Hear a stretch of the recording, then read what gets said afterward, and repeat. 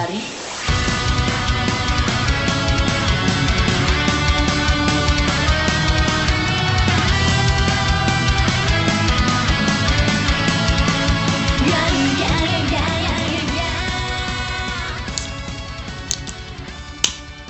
Super glued shut? Yep. What's happening over there? You all right?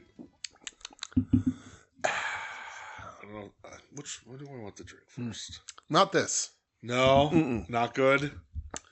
Oh, it tastes like it was made with Wilkes-Barre City water. Let's try it. That's not good. Yeah, no. Ew, that does. It That tastes like tap water. It tastes like tap water.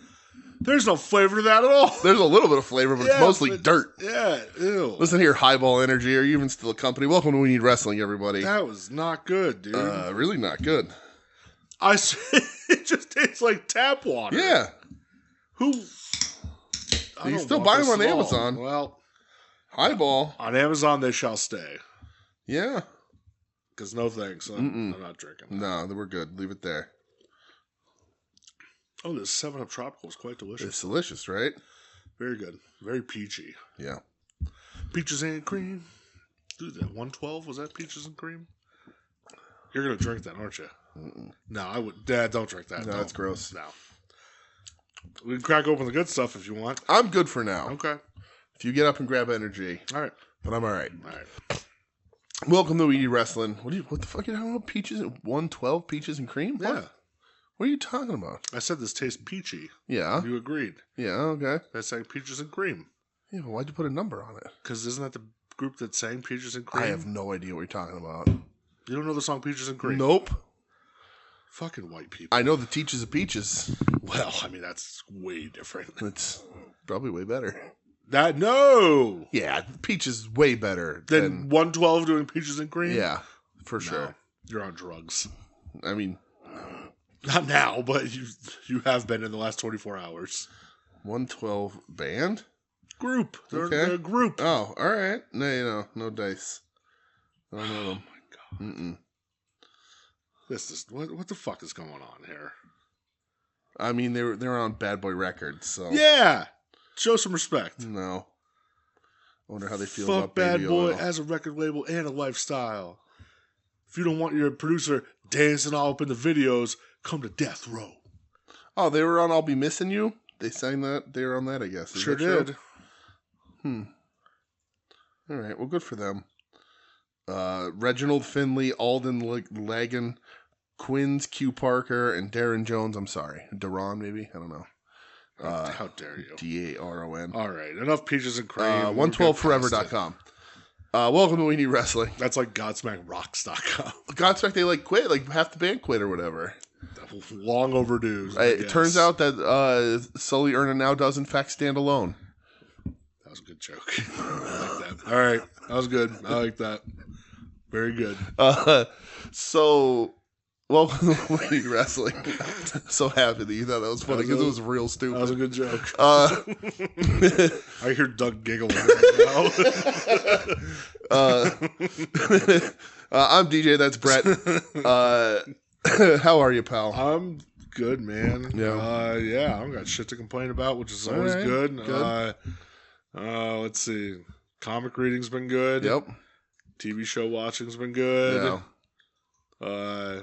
I'm staring at 2 Great Muta Ultimate figures that are mine. They are. That's So that is perfect and it's perfection. Oh, it's so fucking cool that he has these. true. Yeah. I do want to just talk very, very quickly. He never even worked a day for Vince. Well, yeah, because No, never did. Vince wasn't there when he got put in the Hall of Fame. That was last year. No, Vince was gone. And 2 years ago, I think it was. 23. Yeah. So that was when Vince was gone, but before he weaseled his way back in. No interaction. I'm fine with saying that. Never worked a day for Vince. I'm happy with that. Although I think Vince is in the Hall of Fame picture where he has the John Waters mustache. Ooh, gross. Which, Yeah, it is what it is. doesn't mean you work for the man. Right. Well, just really quick, I do want to bring up a hot topic when we talk about action figures here, is that there are tariffs in this country happening. Oh, boy. And I just fair warning to our listeners that the price of this show is going up by 36%. Damn right. So just prepare yourselves for that. Wherever you happen to get We Need Wrestling, we appreciate your support. Bust out your wallets. 36% increase in the cost of this show. Gonna have to deal with it now. Sorry, it's what it is. Frankly, it's what the American people want. Fact. But how are you? I'm good, buddy. Yeah, I'm good. Michelle's out of town this week, so I'm like bumming a little bit. He misses his wife. Yeah, I miss my wife. I do. She's in Ohio for the week, visiting a friend, helping a friend recover from medical stuff. So, so it's been. She left Sunday, and she's back Sunday. So I'm like halfway through, more than halfway through it. And we talk every day and stuff. It's just, you'll live. She's my favorite person, so. Fuck you. It is what it is. What the fuck? All these years have been fed that bullshit line. All right, fine. I guess it's all right. None of the things running through my head I can say on this podcast that wouldn't embarrass me or her.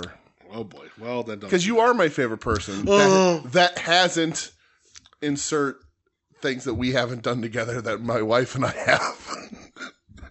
All right. I mean, that could always change if you want. It certainly could. No, I'm good. I'm all good over here. But I exchange vows. That's what he means. Yeah, that's what I mean. I mean, right? Bought a house together. It's right. Fucking perverts. Prevert. There it is. Yeah, fuck that. Get that fucking energy seltzer out of here. Give me my sugar free, even though these are sugar free. I'd say they're very sugar free. Yeah. Damn, this is good shit. All right. But otherwise I'm good. Like, been like reading comics. I finished Dog the Bounty Hunter. Done. Yep. That's insane. How many episodes were there? So it gets a little tricky because were there half episodes? So yeah, so like the last season, the last season, the episodes are longer. They become like 40-minute episodes or 45-minute episodes, and I think on TV they were split into two. Oh, okay. But on streaming they're combined into one. That makes sense. So some places say there's like 240 some. But according to the episodes that I watched, there was like 220 some. The count is off. But I have seen everything.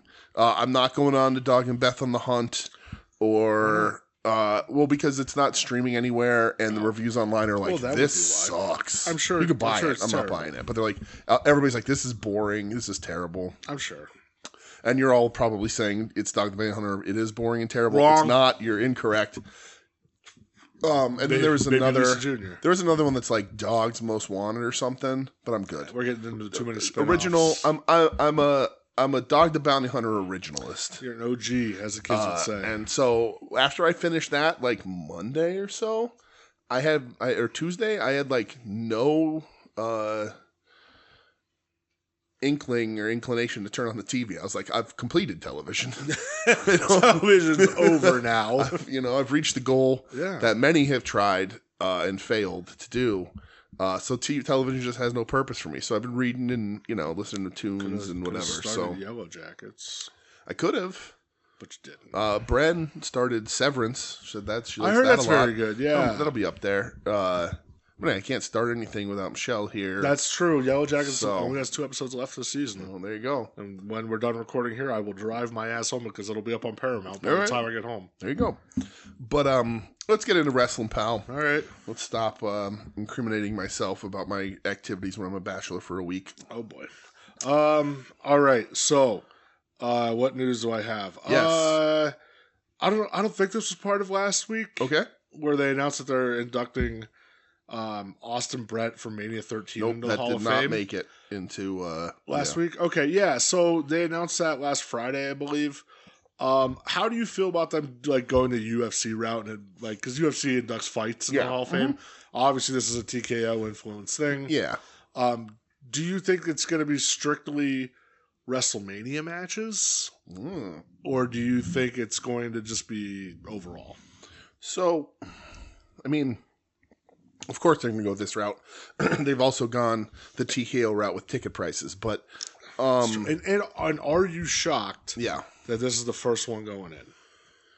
So that's a lot of questions. I'm sorry. No, it's fine. You're worse than Ed. So I don't think there's anything wrong with you. So let me answer them in the order I remember them in, which is going to be jumbled, but I'll start with this one. No, I'm not surprised that that's the first match to go in. Okay. Arguably the best match in WWEF history. I think it is, yeah. I think everyone should thank Marcus from Final Wrestling Place for getting in their ears and them doing this. He's been pushing it for years. Right. So, yes, I think this is the right match to go in first. Yes, I like that they're doing it. I think it's a cool idea. I think that it's a cool idea for a bunch of reasons because it gets Hitman in the Hall of Fame for a third time. And it said Hitman and Austin will be there. So that's really cool. The hurdles become like who's picking these matches. Only do one a year, but like who's picking them?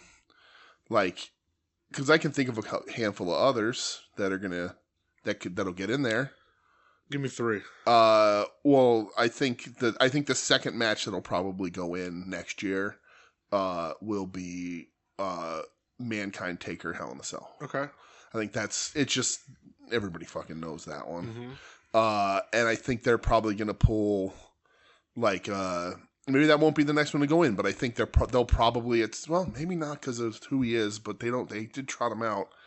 I could see them doing Hogan Andre.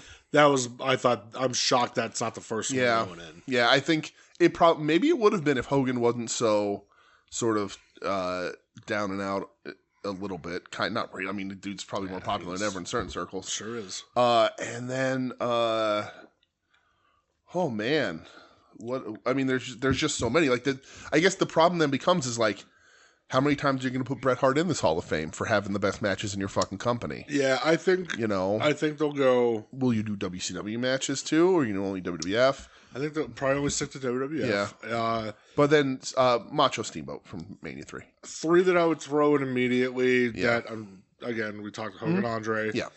I think you're right with Taker Mankind. Heck in a sec, yeah. And I think they might do the double up of Taker and Shawn Mania 25 and 26. Yeah. Probably put them both in. Yeah. Just to give them the rub. I could see them putting the first TLC match in, getting all those idiots around again. I could see that for sure. I mean, there's an endless amount of influential, cool matches. And it's crazy that they're moving like all the shit just to YouTube now, because I don't know when they're going to be off Peacock with their contract there, but you think you'd be pushing like real hard, like, hey, if you want to watch this match, go watch it on Peacock. Yeah, you would think. But yeah, I mean, it does become like who's picking them. Yeah, like because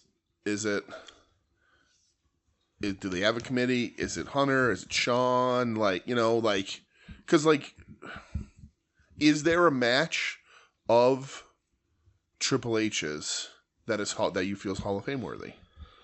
Probably him and Cactus from Rumble 99.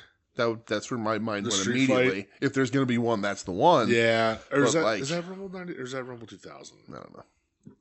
That's going to bug me. But and then does it stop at matches? Can you put promos in it? It's a whole big thing, but whatever. Did I answer all your questions or was there another one? Yeah, no, you're good. That's only but it's cool. It's the right match and it gets Hitman in a third time, so yeah, I agree. And that puts him be the only 3-timer, I think. So 2000. My fault. I didn't want to get that wrong. But yeah, that makes Hitman the first 3-timer. God bless him. So deserves it. Because it's him solo, it's Hart Foundation. Yeah. And then it's now this. WCW 2000 gets in. This Hogan has himself an NWO. Yeah, that's why NWO 2000 is going to get inducted. Yeah. And get Brett another one. And there's a couple other people. Flair has the Horseman and himself. Yeah. So another piece of news. Yes. And 2 of them came out today. 1 of them came out last night. We'll talk about the one that came out last night later on. But some AEW injuries, unfortunately. Oh boy. Came out today that Orange Cassidy has a torn pec. Mm-hmm. That's a pretty long injury, I think. Yeah. And we know by AEW catastrophic injury time length, you're probably not going to see him until mid-2027. Yeah. And then Mark Davis got hurt in his match against Powerhouse Hobbs last week. That sucks. Yeah, that dude's snake bit. Mm-hmm. Just when I thought he was going to get a little momentum, he is now snake bit. Yeah. So that sucks real bad. A torn pec requires 6 months to a year recovery period. Yeah, well, and again, with AEW's injury history. What did Cody tear? Was that his pec? Was it a bicep? I think that was his No, that was his pec. He came back way quicker than a year. He was out for almost a year. Was he? Yeah, because that happened, like April or May, I think, and he didn't come back till the Rumble. Okay. So he was out for a long time. Wow. It happened June of 2022. And he was back January 23. Let's see. Oh, no. Because he won the Rumble that year. CM Punk. No, I'm sorry. I'm just reading this article here. Yeah, Cody, because he tore it and then he wrestled Rollins in that Hell in a Cell. I just don't remember what pay-per-view it was at. Might have been at Hell in a Cell. Yeah. I like Cody, like he's talked about. He goes, yeah, the doctor said I wasn't injured anymore. And he goes, there may be video when they cut me open and blood shot to the ceiling. He goes, my wife may have video of that. I was like, let me see that video. Yeah.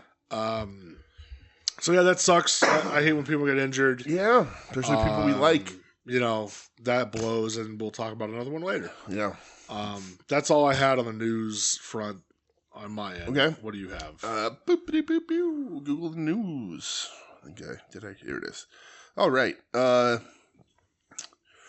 Tony Khan did his media day thing. Did you see that for Dynasty? ShaDynasty. Nope, didn't hear about it. I didn't see much. I don't know if it was for this or not, but he was asked about Sting inducting Luger. Oh, okay. And he did answer. He was like, I just talked to Sting. Like, we talk a lot. We just had conversations. We catch up all the time. And he goes, honestly, it didn't come up. He goes, maybe I should ask him about it.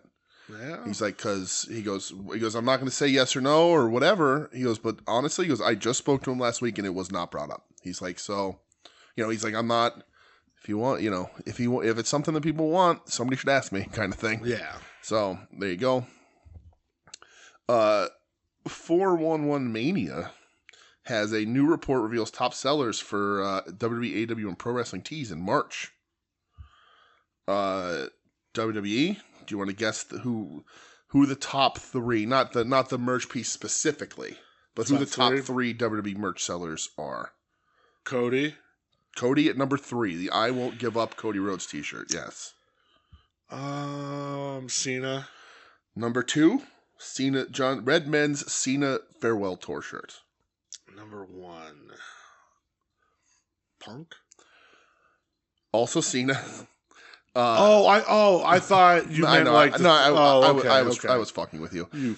Burgundy Men's John Cena Farewell Tour Brussels t-shirt is the number 1 selling t-shirt. All right. Punk is seemingly not on this list. Okay. AJ Styles is on it 3 times, and then it's like WrestleMania shirts. Oh, all right. I didn't know you were on singular item. AEW top 3. Will Ospreay. No, this also, I'll hint you in on this one. AEW, the top 2 are the same person. Again. AEW. Yep. No. Oh, I thought just the company. Oh, no, same person. AEW shirts. Same person. I don't think it's Swerve. Swerve is... I can't think of any hot selling AEW shirts. The heart of AEW. The heart? Kenny Omega.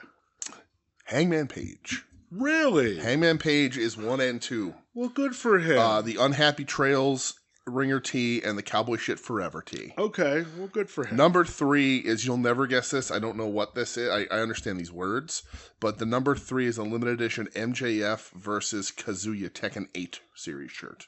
They do those on the site sometimes. So, there you go. And then, although this says T-shirts. The 4th is the Cope Micro Brawler and an AEW Wrestle Dream Blu-ray. So well, they're just not fair. Bullshit. And then PWTs by itself, their top selling merch. It says tees, but it says Pro Wrestling Tees, but whatever.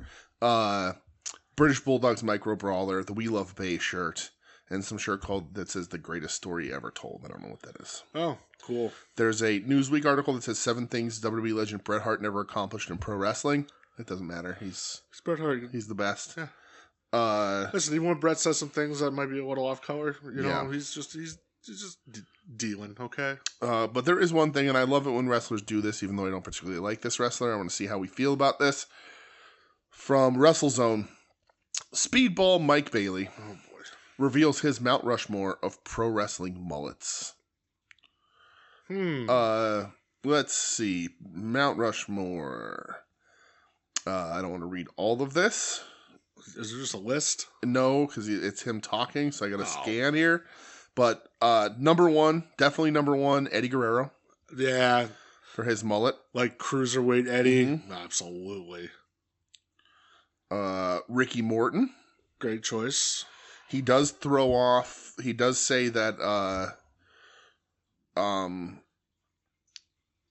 Crush had a mullet, but he didn't wear it like Eddie. It wasn't a character like Eddie's. And Crush had a mullet, though. Yeah. Crush had a good mullet. And then he said underrated choice, Hiroshi Hase. All right. His mullet from back in the day. He's just low-key one of the best mullets of all time. Those yellow tights. He says especially in Japan, he's the number one Japanese pro wrestling mullet. So, I don't know. Kojima had a real sick mullet for a while. Mm-hmm. That's true. I don't see anybody else. So I guess that's it. Crush, I guess. So, there you go. Eddie Guerrero, Crush. Ricky Morton, and Hiroshi Hase. All right. It's a hell of a Survivor Series team, that's for sure. Yeah, absolutely. We're going to play that on the game. I think that's it. That's good. We're not going to do anything else. Right. Well, let's get into shit that we watched then. Yes, the segment of the show. Shit we watched. Dark Side of the Ring. Oh, boy. Ludwig Borga. Oh, boy. There's going to be so many cans of worms open on this fucking episode. So we watched this. I was surprised that you were watching it live, which made me real happy. Because I was also watching it live. Dude, it's so funny. I got home from the comic shop and from getting dinner. Yeah. It was like, I don't know, 8:30. Mm-hmm. I was like, oh, cool. Watch Daredevil at 9. Nice. That ended at like 9:45. I was like, fuck yeah. Dark Side's on at 10. This works for me. I don't know what the hell I was doing, but I was definitely sitting at my computer. I think I was doing labels for my comics. And I was like, I'll just throw this on. Why not? Because I'm sitting here. And so I threw it on, and I was like, "Oh, cool, it worked." So yeah. What a real piece of shit, huh? I mean, we talked last week very briefly about the Mick Foley one, and I didn't go back and watch it. You said there wasn't really anything to learn. No, I learned something about Tony Helme, Ludwig Borga, this week, and it's that he had a fucking SS tattoo that he hid under his boots. Yeah, I didn't know that. Yeah, cool. Cool. I was like, I bet you all those people that paid $100 for his fucking Hasbro feel real stupid right about now. No, they don't. I was gonna say they definitely don't. They don't. Yeah. I didn't realize how short his run was. Yeah, very small. Was it a year? Less than, I think. Yeah. Wow, that was quick. Mm-hmm. He didn't get over with the fans, and he was a dick backstage. Yeah. You got to at least be nice, and they'll keep you around for a little while. True. Give you a couple shots. Yeah, and be like a good worker. Yeah, well, that too. Yeah, listen, I barely remember him from when I was a kid. I just remember the America is Stinky promo. Yeah. That's really it. I remember him more getting his ass beat by Randy Couture. Mm-hmm. I remember him entering politics. I just didn't know that he was a fucking Nazi. Yeah, I didn't know of his views and stuff because I don't know. Sorry, I wasn't following Finnish politics as close. Yeah. But yeah, real big dirtbag. Just giant piece of shit. When his ex-wife was like, I didn't cry when he died. Why would I? Right. He's a terrible person. Yep. I didn't know how much of a fame chaser he was too. The dude just everybody was like, he just wanted to be famous. He didn't really care how. So like, was it Toby Morse? Right. So like he's acting, and I always kind of thought that was him in Die Hard with a Vengeance, and I never had it really confirmed. I guess I never really looked, but so that's him there. But like I didn't know he's did all those commercials and stuff, and but like he lied about his background. Like he just wanted to be famous some way or the other, and like when your fame starts to dwindle, like this dude invented a playbook that would not be used again until. Now, but like he was just like, oh, my fame is dwindling. People aren't watching my shit anymore. I'm going to become say some outrageous shit. I'm going to say outrageous shit in politics, and people are going to think that I'm out there to help them when really I'm just out there to get famous and enrich myself and my friends. Yeah. But like, what a fucking disaster of a human. Just a piece of shit all the way around. Real big piece of shit. Yeah, and that I'll say it here just real quick because I said it on the social medias too. But like, Jim Ross, liar. Yep. Jim Cornette, we knew, liar. Both of them on this show were like, Helm hid the tattoo, and then we saw his SS tattoo, and it was a major contributing factor, if not the major contributing factor, to him being, released and not used anymore. And they were like, it ruined the locker room. It did all this. And I was like, couldn't have ruined the locker room that fucking bad. The Harris brothers had fucking jobs for a decade after that. Sure did. Like, did the Harris brothers go to TNA with all those guys after that too? Yeah, absolutely. Yeah. So like, come on, they were part of Sports Entertainment Extreme. Yeah, of course they were. So, but like, the Harris brothers are in Smoky. They're in WCW. Yeah, no, that's what I knew that. Yeah. But like they're in Smoky Mountain. So Jim Cornette, and so if you don't know the Harris brothers, Bad Place Hall of Famers. Yeah, the original. Some of the worst people to ever wrestle. Outwardly, had SS tattoos on their fucking arm, bicep, shoulder area. Yep, sure did. It just. Like it looks like they tried to just make it like a tribal piece, but it's just they didn't want to go. They didn't want to commit to the tribal all the way either, in case they had to go back. I don't know. It looks like vines or something. Yeah, on it. And then they're the Blue Brothers. When Ludwig Borg leaves, it's less than a year that they get to go from Smoky Mountain to WWE. Jacob and Eli. So like. People, the locker room was so against the Hidden One by Tony Helm, but the Harris brothers got to work because they go to WCW. They're in the fucking DOA in the WWF where they're a biker gang. They have long careers, right? Man. They're like the DOA, which like fought the Nation of Domination. Disciples of Apocalypse. Two guys. Where they skull and 8-ball. Yeah, two guys with SS tattoos matching up against the Nation of Domination. And then they're Harris Brothers in WCW, and then used to TNA. Like, the locker room wasn't rubbed that fucking bad, right? Yeah. Like, these guys notorious for this. We know how they felt. Sure. So, like, it's all nice when you're sitting in front of the Dark Side of the Ring cameras to be like, Sassafras, this is what happened. 2025, this is what I'm going to say. Okay. Come on. JR Cornette, if he was nicer to you guys, you would have been like, that's fine. Could have covered up or something. Yeah. You didn't even ask the fucking Harris brothers to cover it up. But anyway, it was a crazy episode. That gun should be in a museum. Fact. For just where a lot of other weapons are that killed Nazis, because fuck that guy. Yeah, and next week's episode is going to be on Big Van Vader. It seems just be an hour of how his gloves smelled bad. Yeah, probably like how. And it just ends with the picture of where all you see is his UGG boots from a hotel room. Stop!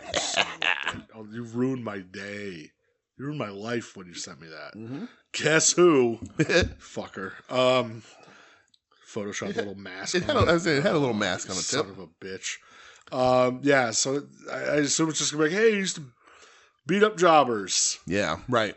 And then he died. Think they'll talk to Ken Shamrock? Probably not. Yeah, probably a lot about Stan Hansen. Probably talk to Stan, maybe. Yeah, I don't know. I saw the preview. I think they talked to his kid. Is there like an outward Vader problem story, like controversy? No, just other than being real rough stiff and getting smelly.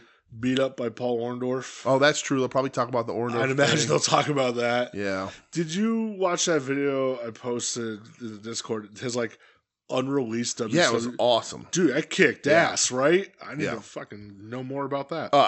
If there was a better version of that, I would have stolen it to become the permanent so good, right? for this show.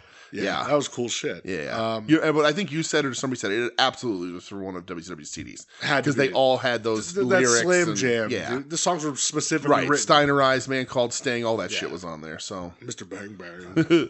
Don't Step to Ron. That's right. All right. Monday Night Raw. I have two things. The John Cena, Cody Rhodes, round 3. Okay. This is 3 weeks in a row we're starting to show off of them in the ring together. Yeah. I didn't see this one. I feel like I wanted something different. Like really, we're just running it back again? Mm-hmm. Cena goes to talk. Cody just interrupts him, comes right out. Cody just goes, "You've talked enough. Mm-hmm. Like, time for me to talk." Yeah. Says how John's lying to the fans. This isn't really what he's, tell me why you're really doing what you're doing. Okay. He goes, "What? Just because I have a lisp? I'm not perfect?" Oh, look at WrestleMania. You're wrestling Stardust. Mm-hmm. Like, is that so below you? Okay. And Cena's like, I thought he didn't want to talk about Stardust ever again. Yeah. Lots of things he said he never wanted to talk about again that he happens to still talk about. Yeah, Cena was like, "Listen, I'm not just going to body you on this microphone. I'm going to bury you. Mm-hmm. Everybody wants to say I bury talent. Well, now I'm going to bury you." And he talks about burying mediocrity. Okay. That's why these guys couldn't last, because they're mediocre. What other pot shots did he take? I'm trying to think of the memorable lines from it. Yeah. He said, "I'm used to making empires for billionaires. You're used to stealing money from billionaires' kids." Oh. Because Cody dropped the line of I left and started my own company. What company was that? I wonder. There wasn't. So I watched this, and then later that night I went out to my sister's house and I watched it with my nephews again. Yeah. Because they're like, "Oh, Monday Night Raw happened. That's crazy." I was like, "Yeah, I already know everything that happened, so let's just watch." And at one point, Cody was like, "John, you used to be my hero, and you still kind of are my hero." He goes, "But honestly, you're a piece of shit." And so Luke is a Cena fan, Dom's a Cody fan, and Dom just goes, "That's right, Luca, he's a piece of shit." Dom is 6 years old. Or 7, sorry. Yeah. My sister just goes, "Teach really your children well." And at one point, the crowd was doing the "Let's Go Cena, Cena Sucks." Then they were chanting Cody Rhodes, and little Nico, who's 3 years old, is on the couch going, "John Cena sucks." He goes, "Yeah, well, Cody Rhodes sucks too." And it was so fucking funny. So what happens really at the end? Yeah. Cena, I forget what he says. Yeah. And you stand on the apron, or they go to fight. Okay, I was going to ask, so they go to fight. They're throwing these insults at each other. They're just going to, commercial break and walk away? So they go to fight, and Cena gets out of the ring, stands on the apron, and Cody goes, "Whoa, whoa, whoa, whoa, whoa." Mm-hmm. He goes, "Before you leave, John, I'm going to leave you with one last thing." He goes, "These people have never chanted at me that I can't wrestle." Uh-huh. And then that's the thing that, those people maybe didn't. Listen, 3-star general. Mm-hmm. So Cena gets back in the ring. Cody Rhodes' Black Adam is what it's called. Is the thing you can't get over is that weight belt being thrown back at him. Yeah, he'll never be. It still breaks him. Yep, because he even talks about they booed me where I was. It broke him. So Cena laughs, tips the cap, says peace. Then he goes to hit Cody. Yeah, Cody ducks it and hits him with the crossroads and leaves. Oh, okay. So there's some physicality. That's good. Yeah. Now I don't know if Cena's gonna be on till Mania. I have no idea. Sell the crossroads, brother. For fucking 2 more weeks? Yeah, why not? I guess. They finally mentioned The Rock. Okay, good. Which Cena didn't mention him, Cody did. Okay. So, great.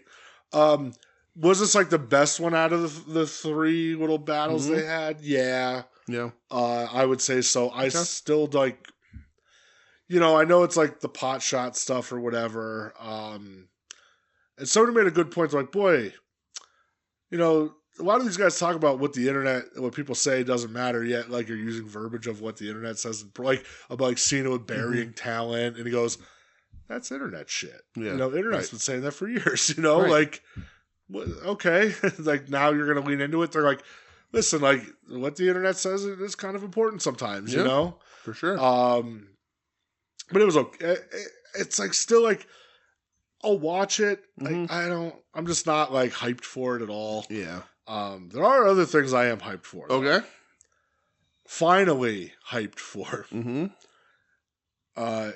Gunther beat the goddamn shit out of Jimmy Uso. So was it it wasn't a match. It was a match. Okay, it's Jimmy. It's Jimmy because last week Jimmy like fucking smacked the shit out of Gunther. Okay. It was really one of those like okay.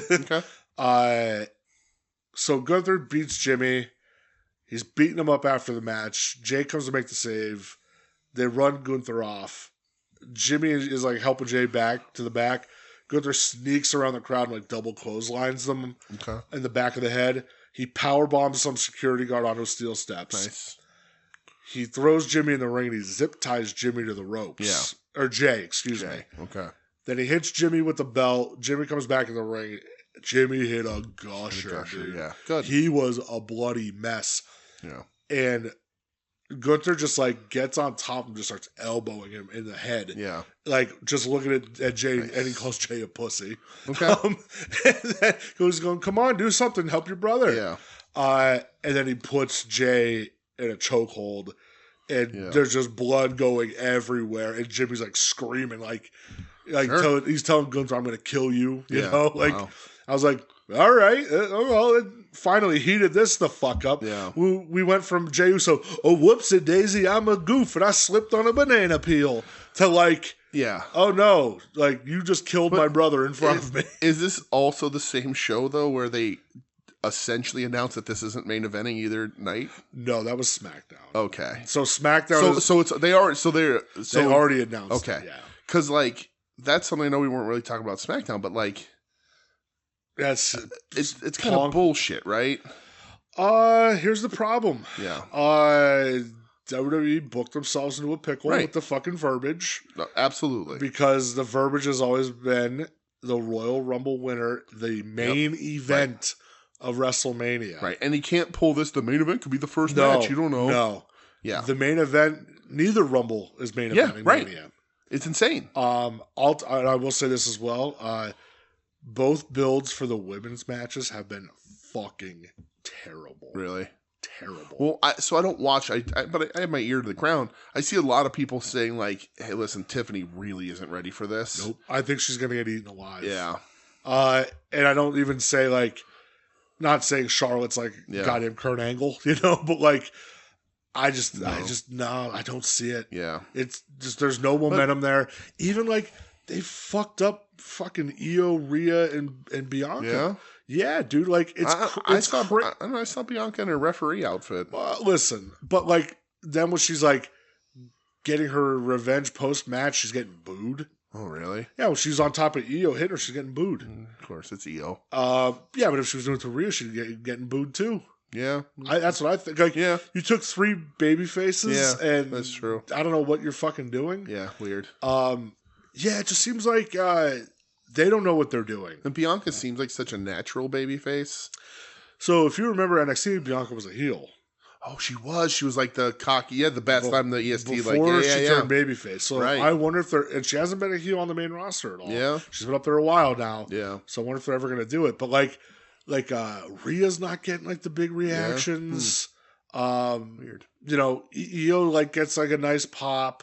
Yeah. But they kind of fucked themselves, I think, on this. I mean, they definitely did. And I go, okay, you have a babyface triple threat there. Yeah. Then you have Punk, Roman, and Rollins, which that's a 3 babyface triple threat. Yeah, it is. Like, what are we doing here? So that was SmackDown. They announced that's main eventing night one of the buy one get one free WrestleMania event. This is you're gonna look at me like I'm doing a bit here. You love bits, and I'm not doing a bit. Was it Phil that said that initially? The buy one get one. That's a Phil line. That's a Phil line. Oh, it was from the MJ. Okay. All right. Yeah. Because I remember hearing it, but I didn't remember if Phil had said it or not. I just knew they were using it against him. What's main event night 2? Cody Cena. Okay, yeah, right. And I get that. And listen, star power wise, like especially when you were doing bumbling and fumbling Jey Uso, like you're gonna put that's your 3 top. You have top 5 stars in that company. There's 3 of them in that triple threat that's gonna main event. Yeah. I get it. But like change the perception or the wording of the Rumble.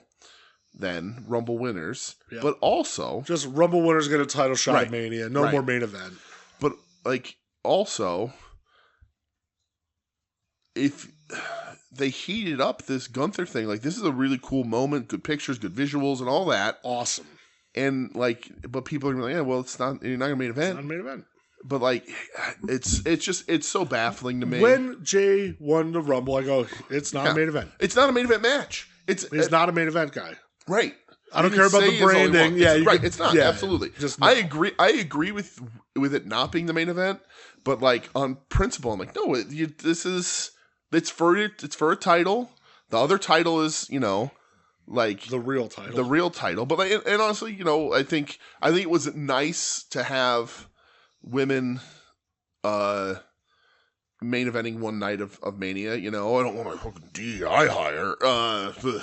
But like, but if those programs aren't any good, then you can't put it there. You'll kill the crowd. But like, gotta put the Rumble winner somewhere because like you just shit the bed on the Rumble to me.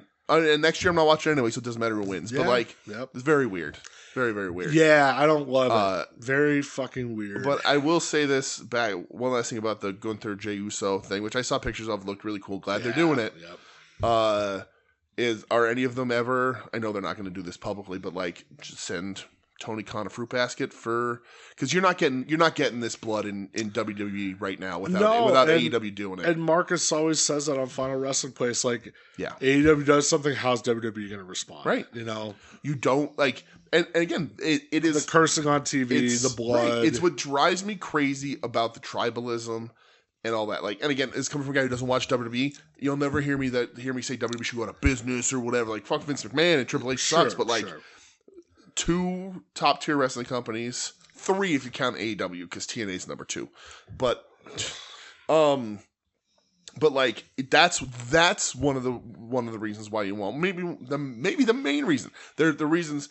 Other people get work. It's good to have variety. It's cool to have as much wrestling on TV as possible. But one of the super important things is that they push each other to be better, right?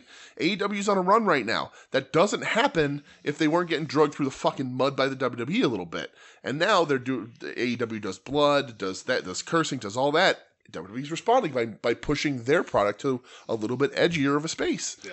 And so it's just like, for all you people out there that thought this Gunther Jey Uso thing was awesome, but hate AEW, it's awesome. But if you hate AEW, you're doing yourself a disservice because you don't get that.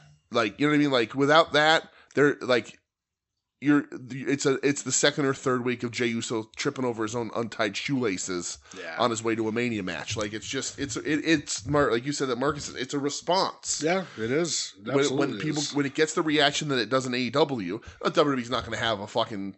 They're not going to impale anybody with a spike board or anything. You're not going to get a pizza cutter in the fucking mouth. But like, they're going to start pushing things a little edgier. Have to.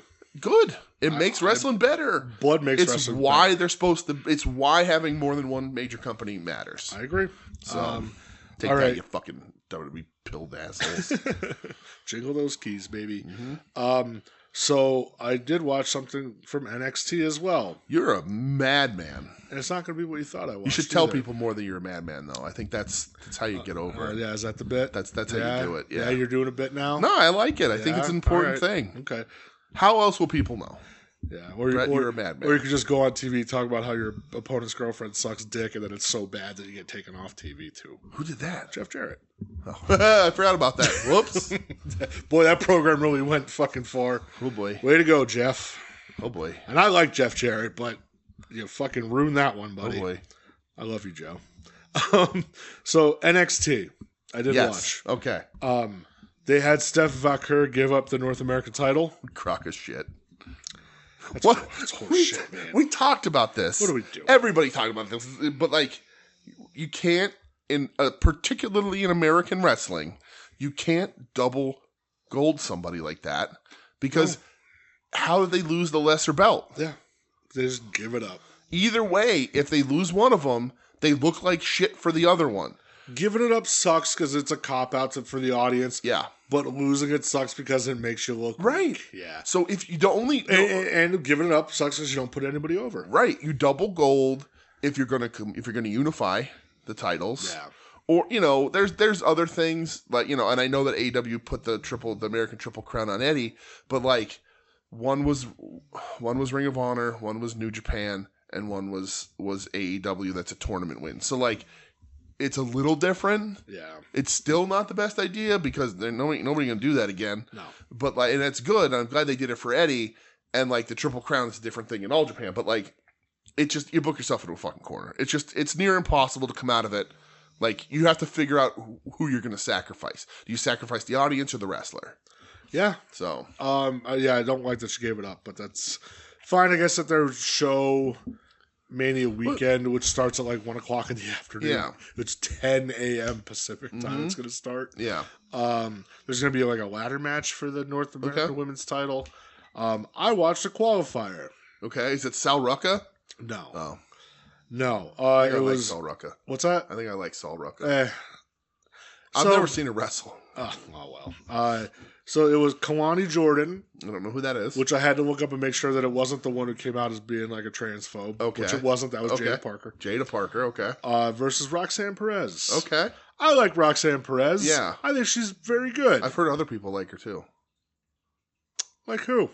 I heard that's the one in particular. Somebody, I don't know who it is. I don't know this person, but I saw some brilliant internet sleuth this week. Yes, say that they had evidence. Oh, they have evidence and proof that that's who CM Punk is in the relationship with. It's Roxanne Perez. Interesting. And they said, "Guarantee, I have evidence." I'm like, "Sure, you do." Sure, pal. Yeah. So keep weirdly dreaming that for some reason. So I watched this match honestly because like I heard it was okay. I don't think it's as good as people were saying that it was. All right, but it was still very good. Kalani Jordan, like she does a lot of gymnast shit. Which I feel like that's just all NXT. Well, because they're hiring gymnasts. Women do is gymnast shit that like didn't. Oh yeah, I know who this lady is. That's who I was picturing. Yeah, I was picturing her hair. Yeah, but Roxanne I think is very good. It's kind of weird that like they boosted her up to the main roster, had her in Elimination Chamber, then sent her back down to NXT. That's kind of weird. Like the fuck we're doing. Kalani Jordan is with Carmelo Hayes. Good for him. Yeah. It was kind of weird that like. I don't know, they did like a weird start-stop with her. Especially because on NXT for those couple weeks she was feuding with Bayley. When I thought like, oh, this is pretty good. Like, this is your little like intro to the main roster that's going to happen. Mm-hmm. And then it just didn't happen. Yeah. But Kalani, I guess she had the North American title before. Yeah. And after watching this, I was like, well, she should probably put it back on her because she's pretty good and she does Shelton Benjamin and Rob Van Dam moves. Yeah. She does like the Shelton Benjamin Dragon Whip Kick. And then her finisher is the split-legged moonsault. Oh, this is Kalani Jordan? Yeah. It's funny, I just found an article on her because she looks a little bit like Maya. Like a little bit. The R&B singer? Yeah. Oh, okay. A little bit in this one picture here. Let's see. See, like there's a little bit of Maya going on in that picture. Yeah, I can see a little bit. Not as pretty because who is, but this article says she has a few inspirations. Rob Van Dam, Bianca Belair, and Bryan Danielson. Rob Van Dam. Yeah, Rob Van Dam. Well, that's what split-legged moonsault. Yep. That's perfect. Yeah. But apparently she was, in fact, a gymnast. Makes sense. So there you go. Yeah, though, I thought the match was very good. Okay. I don't watch NXT. Right. I watch it if somebody points something out to, like, maybe watch. Yeah. So people pointed it out, and I watched it, and I enjoyed it. I like Roxanne Perez, though. I think she's very good. Do we know what's up with Julia? She's hurt. For how long? Do we know? I don't know. Because it's weird to like, I don't know. Having Vakur already drop the second belt is odd, but it makes sense because it's bad. The longer you let it go on, the worse it gets. But normally WWE doesn't have that sort of foresight to be like, all right, let's just get this. Let's rip the Band-Aid off now. Yeah. Kind of thing. Man, Steph Vakur's so fucking good though. Yeah. She is so good. Yeah. But yeah, I don't know. I just wanted to give it a shot. All right. I was like, hey, let's give it a try. Yeah. But I do like Roxanne Perez. I do think she's very good. Yeah. Okay. I think like her on the main roster, hopefully she just doesn't get lost in the shuffle though. Yeah. Because she's done in NXT, I feel. There's nothing left.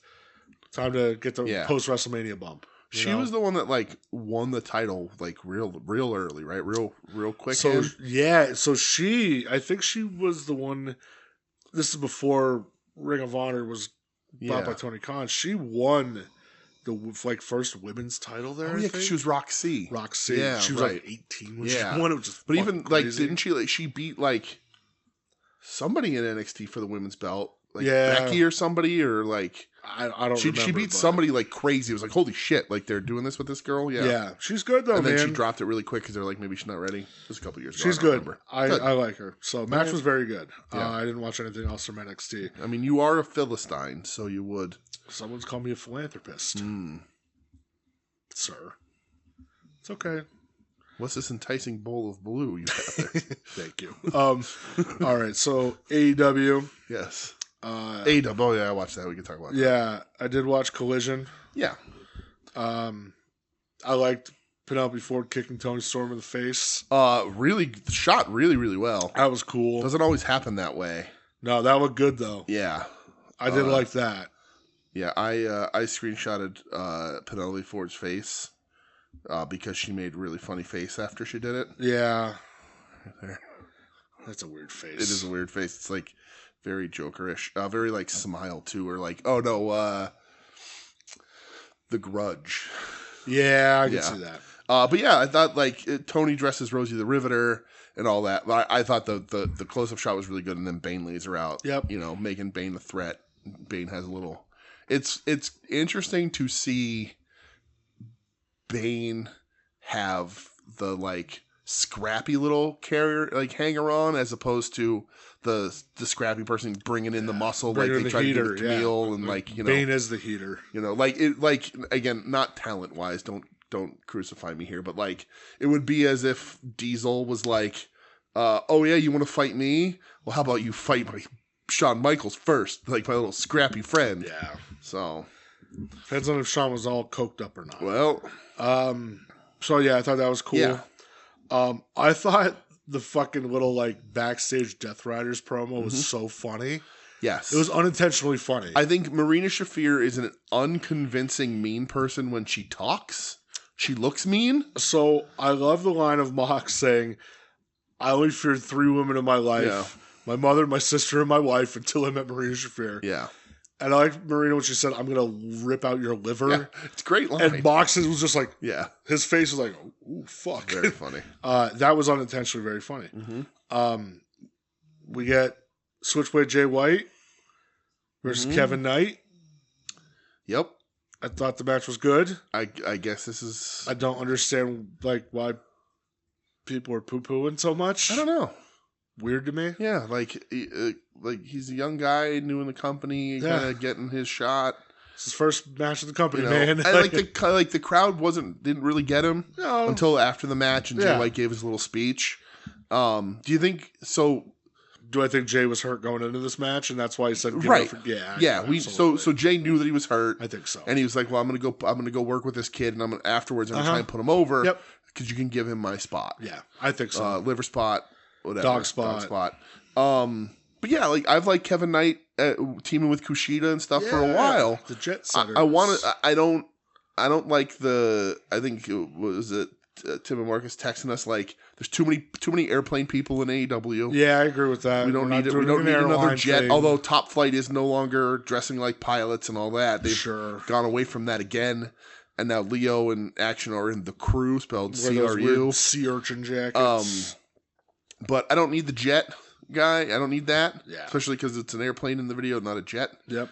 But I like Kevin Knight. I'm excited to see what he can do as a singles wrestler. Yeah. But like people seem to be acting like Kevin Knight came in the company and has a shot at the title already. And that's not the case at all. He's going to lose in the first round of the Owen. Goddamn relax. I don't understand. They're bringing in a fresh face that isn't a WWE guy, who's a talented dude who looks like $1 million, who has like a lot of people talking about how fucking talented he is. Yeah. who also like WWE was like, oh, you want to come here? Well, let's see if you can do a fucking hip toss. And he's like, all right, peace. I'm just gonna go sign a contract. Right. Yeah, because he's officially signed. Yeah. So, what else do I have here? Mercedes Moné. It's sad because in my notes it says Switchblade needs to win the Owen, and it's just not. Oh, that sucks. Yeah. Mercedes Moné squashes one. Oh, Robin Renegade's back. Yeah, hey, one of Renegade's daughters. Right, one of the daughters of the Renegade. Damn right. Squashes her ass real quick. The Robin Renegade in particular. I don't remember the other one's name, but we only ever really see Robin these days. Renegade. Yeah, Renegade. Renee Renegade. Yes. Renee short for Renegade. Renegade. Renegade. She's working her way up into the Jobber Hall of Fame. Like she's standing on the shoulders of Randy Hogan and the Mookie Brothers. You know what I mean? She don't. No, baby, that's not for you. Yeah, so squashes her. Yeah. Talks about Billy Starks again.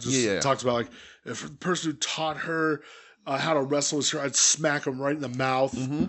And motherfucking Athena's here, baby. Dude, like $1 million. Dude, looks amazing. The best. Gets a big pop. Yeah. Fuck yeah.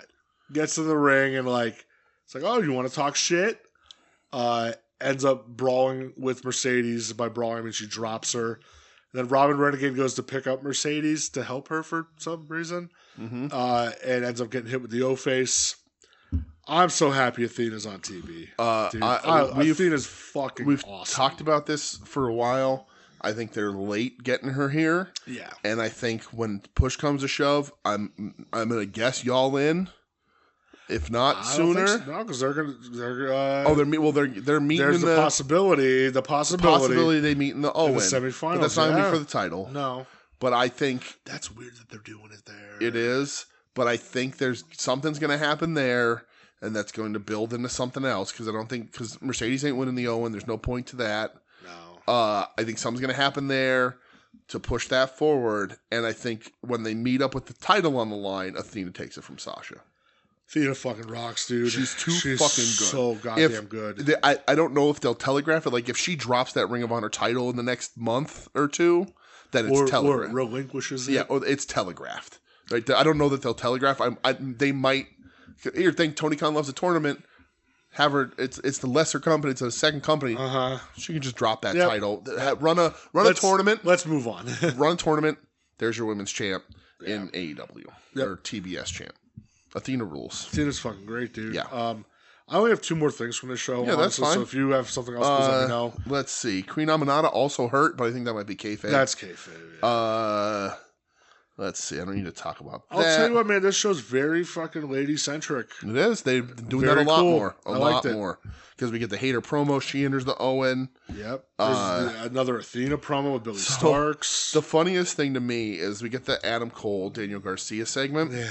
And on the way out, Tony Schiavone on commentary, the graphic comes up, and he's like, at Dynasty, no interference, no time limit. And I'm like, wait, they haven't announced that yet.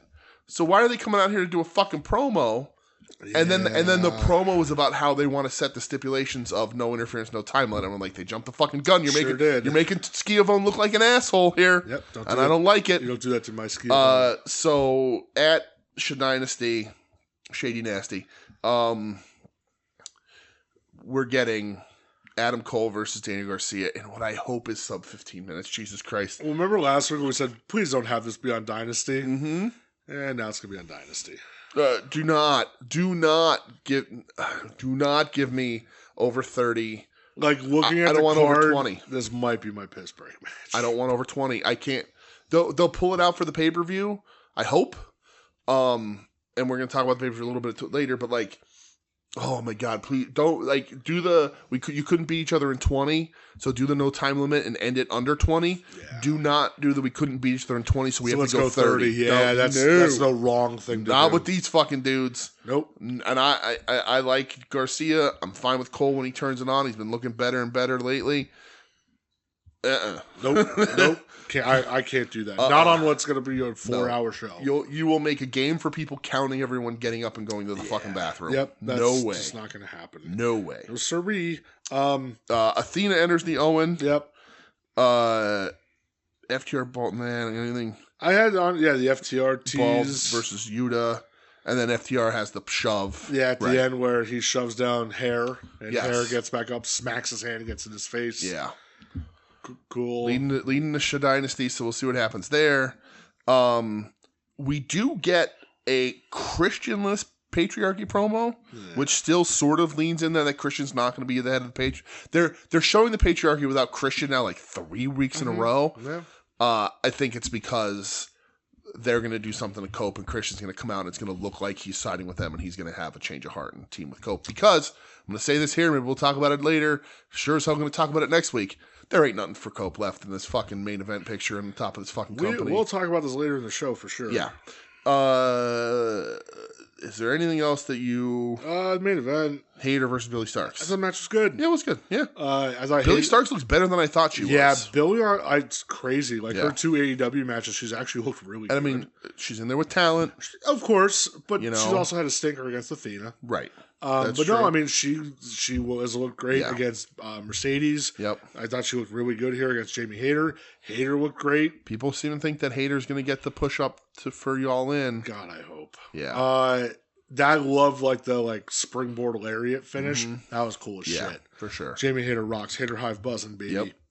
Buzz. And then Athena on the ramp afterwards, which is nice. A lot of Athena, a lot of women, like you said. Yeah, I loved it, man. A lot of lady-centric stuff. A lot of different storylines, too. Right. They don't have the deepest women's division, but they have a really good women's division at the top. Third show in a row that the ladies main evented. Yeah. It's bizarre that Cheetah is nowhere. I don't know what she's doing. I hope there's not odds with the company or anything in any way. How do you feel about no follow up with Thunder Tits? Do you care? So no. Yeah, that's kind of where I'm at. But what I'm expecting if I'm fantasy booking this fucker. Megan Bay, Tony Storm at the pay-per-view. Uh-huh. Penelope obviously is going to run out. Yeah. I think Thunder might run out as well to help I like that. Tony. Yeah. If Tony wins, then Thunder's going to make the case hey, I had your back. Yeah. I know we're partners. I never lost the title. Give me my shot. So, So here's hesitant no is because no, I don't care if this continues.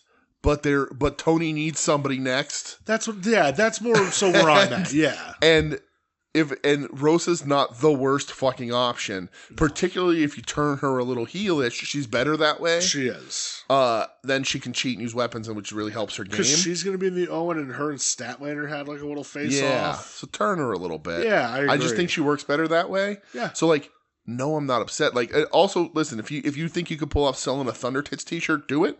I think you should. But I think that makes sense. She comes out to help Tony and then sort of, but is self-serving. I'm not here as a babyface. I'm here as self-serving. And then maybe she beats down Tony. Maybe, we get that little shock and awe at the pay-per-view. Yeah. Who knows? But Tony needs somebody next, and Rosa's not that bad of an option. It's like Rosa could say, I'd like a shot at the title. Yeah. Tony'd say, listen, sweetheart, we got a ranking system here in AEW. Maybe you need to work your way up it again. And, right. And then, I know you were hurt for a long time. And Thunder, I was just kidding, Tony. Right. I didn't mean it. And then her first match in the top 10 is against Shaul Guerrero or whatever the fuck Eddie's daughter's name is.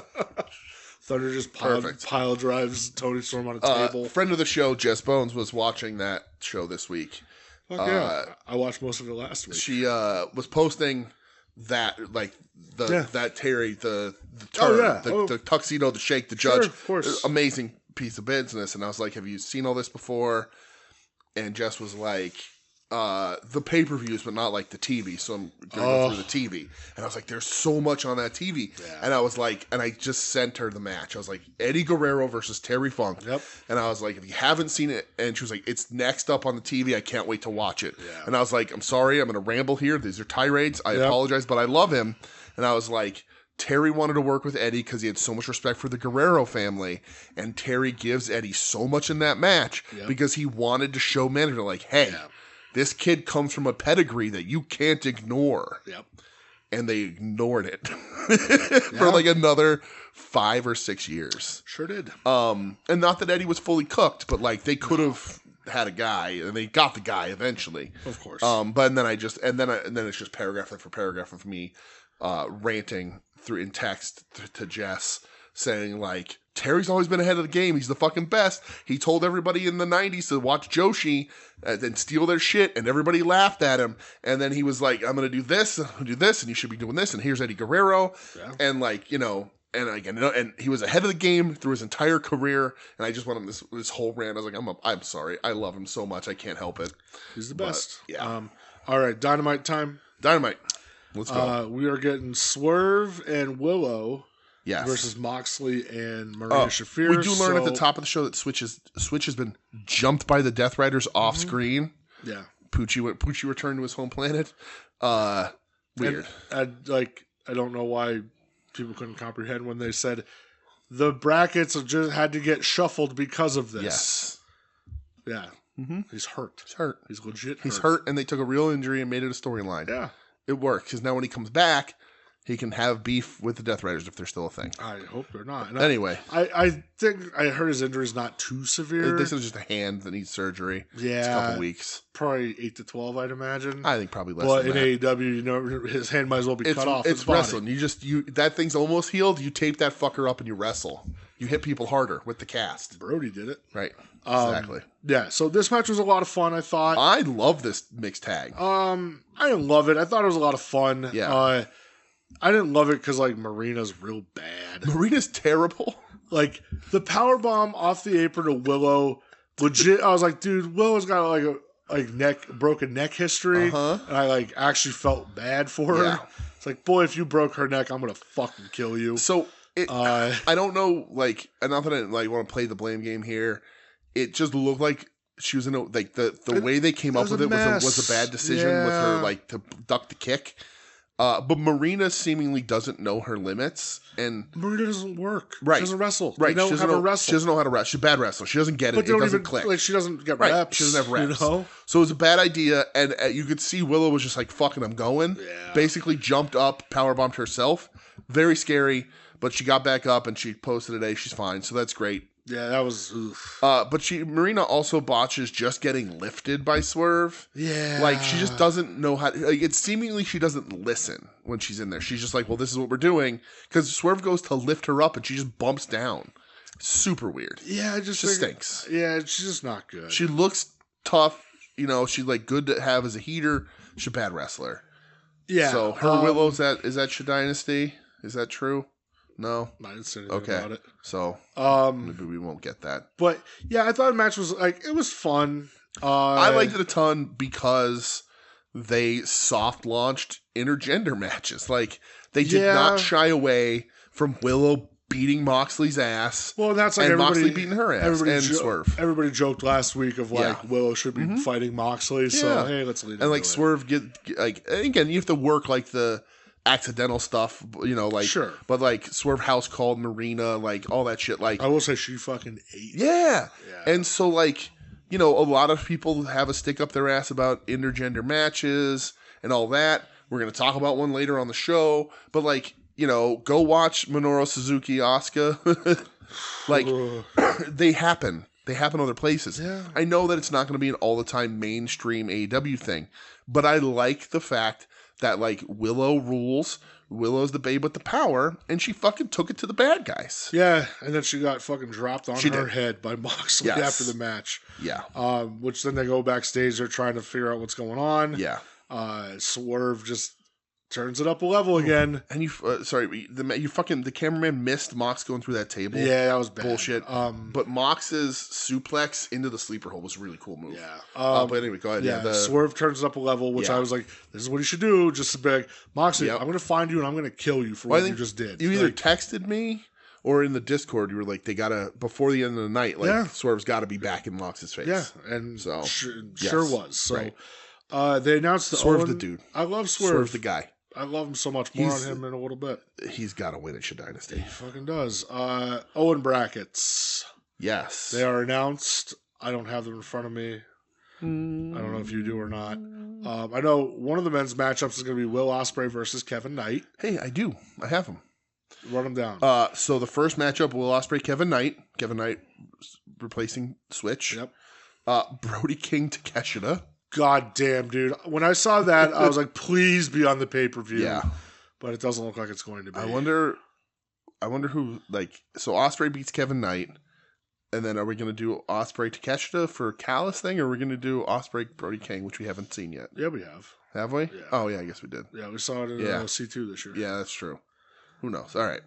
And then the other side is Mark Briscoe, Kyle Fletcher.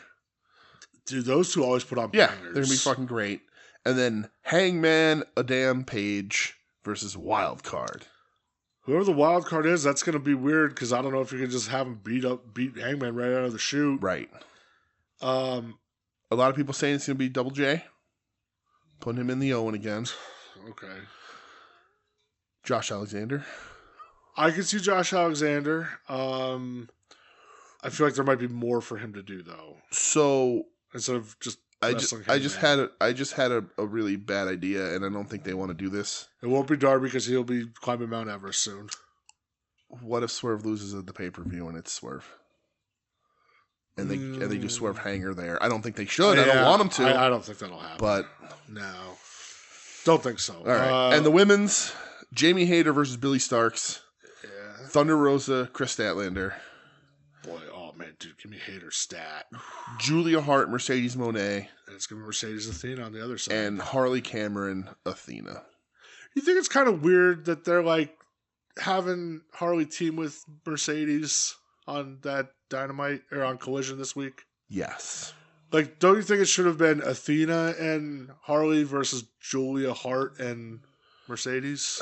So, like, Mercedes is a bad gal. Is she? She's portrayed. Is she? Yeah, she's portrayed that way. Okay. Julia Hart's portrayed as a bad gal. Sort of. Kind of tweener, I guess you could say. Yeah. Athena is like a good gal. Is she? Hasn't she been a heel in Ring of Honor, like picking on Billy and all that? She gets cheered, though. Right, so does Mercedes. Mercedes does the dance. I mean, the dance is cheer-worthy. And then Harley's like a babyface. Yeah. So, right. Seems kind of weird, right? It's odd. Like, when I saw the matchup, I was like, why don't you switch Harley and Julia? Yeah. Makes more sense to me. Yeah, I guess, like, my thing was that, like, Julia, I feel, is a heel. Even though she's probably not anymore. But she was. And they're not pairing her with Brody. They don't mention Hounds of Hell anymore. Yeah, well, his buddy's hurt. So, like, I don't know. But and then, like, big brained me, it's like, oh, Tony's waiting. He's gonna see what the reaction is. Because if Athena's getting cheered more than, you know, like, in these interactions, then we have Mercedes turn on Harley so that Mercedes gets the bigger heel push. You know, and like if she teams with Julia and turns on Julia, nobody, you know, but if she turns on Harley, then that's a bigger move in the heel direction for this. And I'm like, and then this, and then I have a Pepe Sylvia board behind me, and then I just you're just going Campbell, and then and then I smoke a joint and go to bed and never think of it again. But yeah, but it's a good tournament. We're gonna, you know, first rounders are always weird, but particularly in a division that's a little softer.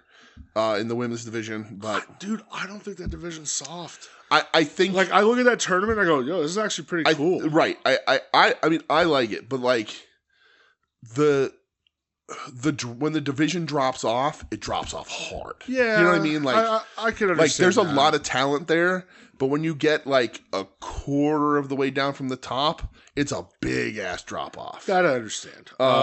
So Toni Storm versus Penelope Ford. Yes. It's a match. Yeah. It's all right. Mm-hmm. Tony wins. Yeah. Megan Bayne comes out at the end. Mm-hmm. Megan Bayne. I was so confused about a thing, Brett. Why did Bald pay the referee directly? For putting his hands on him. Yeah, but like, you can't put your hands on the referee, brother. I know, but like that, you just like shoved him, and that doesn't. Can't put your hands on the referee. Fines in professional wrestling are weird. I understand that as a concept. Kayfabe. But like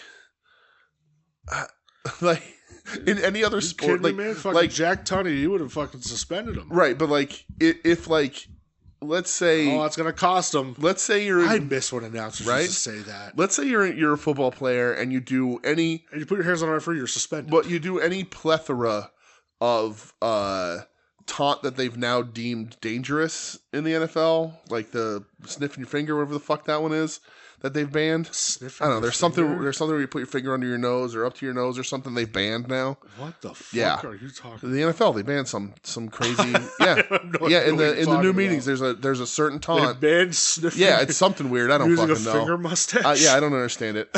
But like you get a fine for that. Sure, you wear the wrong cleats or whatever. Yeah. But like how weird would it be if like whatever party you offended, like let's say you got fined for putting your hands on a referee in the NFL, and you were like, "No, Roger Goodell, I'm gonna pay Ed Hockley Jr. directly."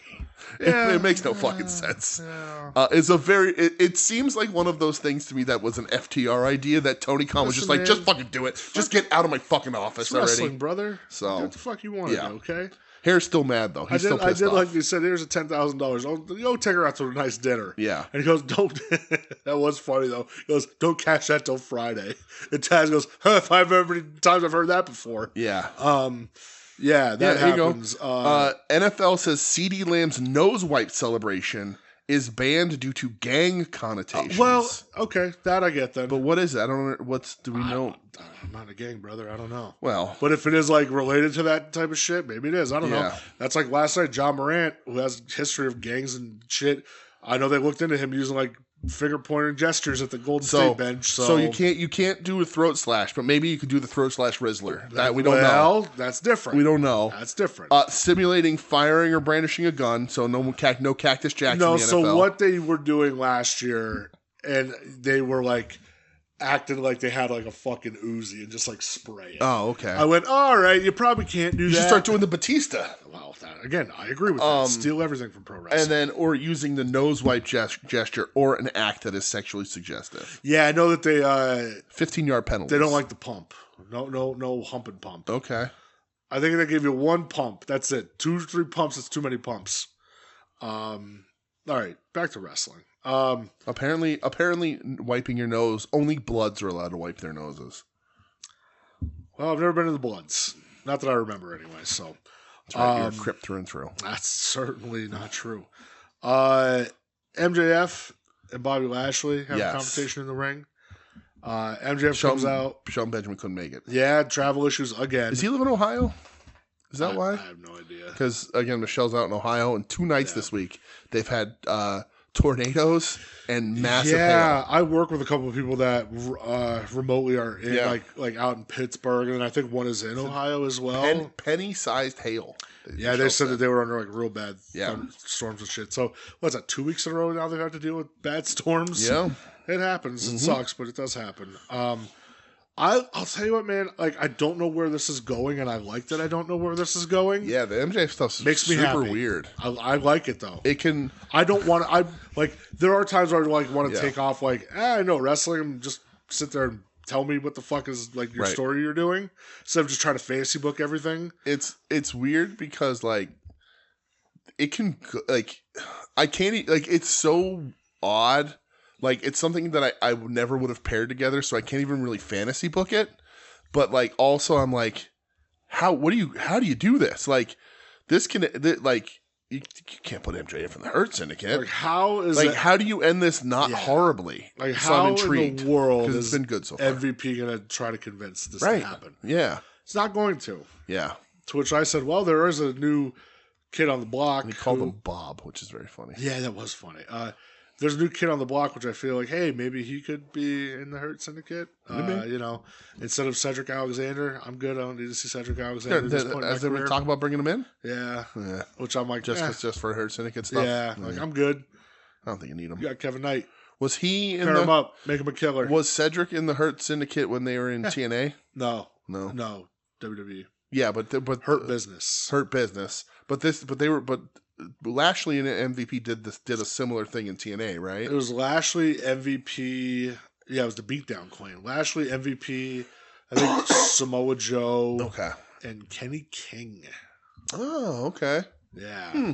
Yeah, I'm pretty sure that was the 4. Yeah. The Beatdown Clan. Jesus So, Christ. Like, all right, I don't know Cedric's history. I don't need him. That's the dark days of, like, Impact when it was airing on Destination America. Oh, boy. And Pop TV. Oh, boy. I don't even know if those are things anymore. Don't know. It was a fucking lead-in for, like, Pitmaster's Barbecue or some shit. Yeah. All right. Oh, yes. Will Ospreay and Kevin Knight. Mm-hmm. They're tagging. They are. Against Blake Christian and Lee Johnson. Yep. I'm good on Blake Christian. I'm all set over here. Yeah, no, I ain't got nothing for me. I just don't need to see this. The match is fine. I think it went too long. Blake Christian is most of the things that I find wrong with that kind of professional wrestling. Yeah, like I think Blake got too much shit in. Yeah. And I just think it went long, and I'm just, whatever. And then this is where they announced afterwards is Ospreay night at the pay-per-view. Yeah. So hopefully it's a banger. Yeah, I don't see why it wouldn't be. Brody King versus Lance Archer. Meat. These boys, they did what I wanted them to do. They were slugging. Yep. That's for sure. They did exactly what I wanted them to do. This is what the match should have been. Brody wins with a fucking lariat, which I was very happy about. This is exactly how a match between guys like this should be. Dead on, exactly what I wanted. Just big boys throwing their weight around. I think people, and I get it, like, you don't know how to take Archer because they've done not a ton with them. Push and pull, start and stop. But I like Archer. I particularly like G1 Archer. That's the best version.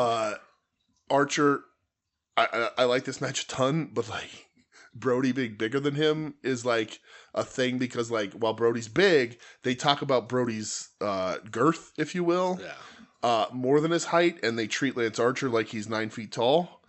We know he's not. No, you know he's not. So like Brody being like even a little bit taller than him, I think was funny. Yeah. But this was good. It was fun. It's exactly what I wanted out of these guys. This is what it should be. I agree. Yeah.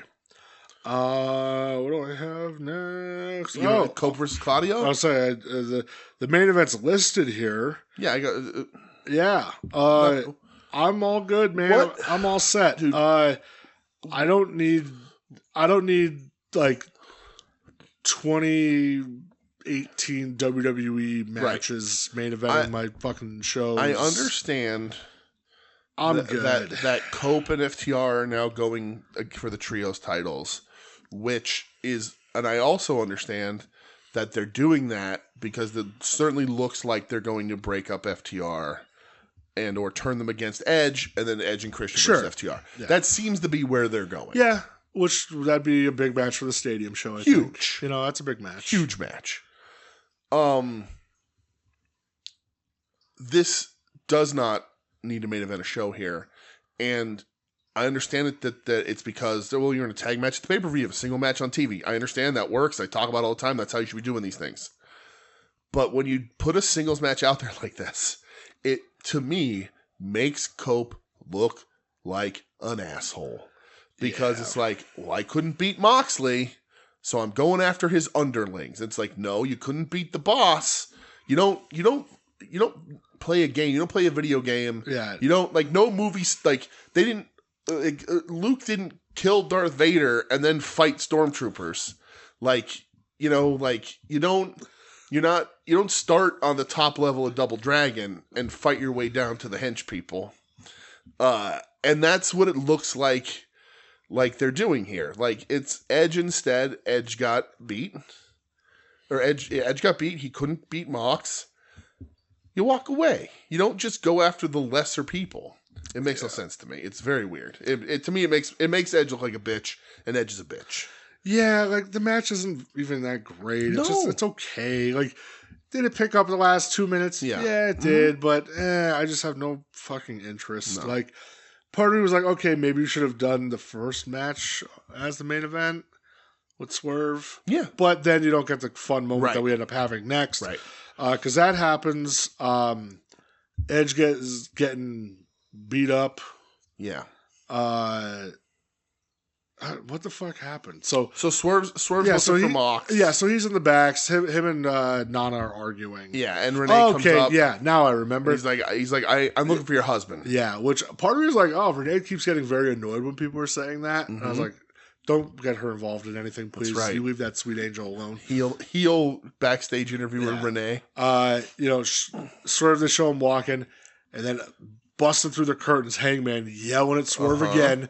It's like, yes, here we go. Like, I promised I'd never let you hold that belt again. You think I'm not going to let this happen? I love they're yelling at each other. Swerve goes, you got to get over it. Yeah. Hangman, you broke into my house. Swerve, you burned my house down. Yep. Hangman, you deserved it. Swerve, I did. Right. And Hanger just... Yep. Just stopped them dead in his fucking tracks. So he goes, what did you just say to me? And he goes, I did deserve it. So Hanger saves Swerve from the Death Riders at the pay-per-view, right? I don't know if it's going to be as soon as the pay-per-view or not. Because he's... The thing for me is he says... the opening thing is like, I promised I'd never let you hold that belt again. But now... He's owned up to what he did, kind of. Do you think... Doesn't mean that's forgiveness, though. Right. But, I think they had such a fucking blood feud, it's going to take more than that. Okay. Maybe. Yeah. I think, okay, here's your first step to if there's ever going to be anything between those two. But I don't think it'll be like, oh, all right, buddy. Not that. Not like a...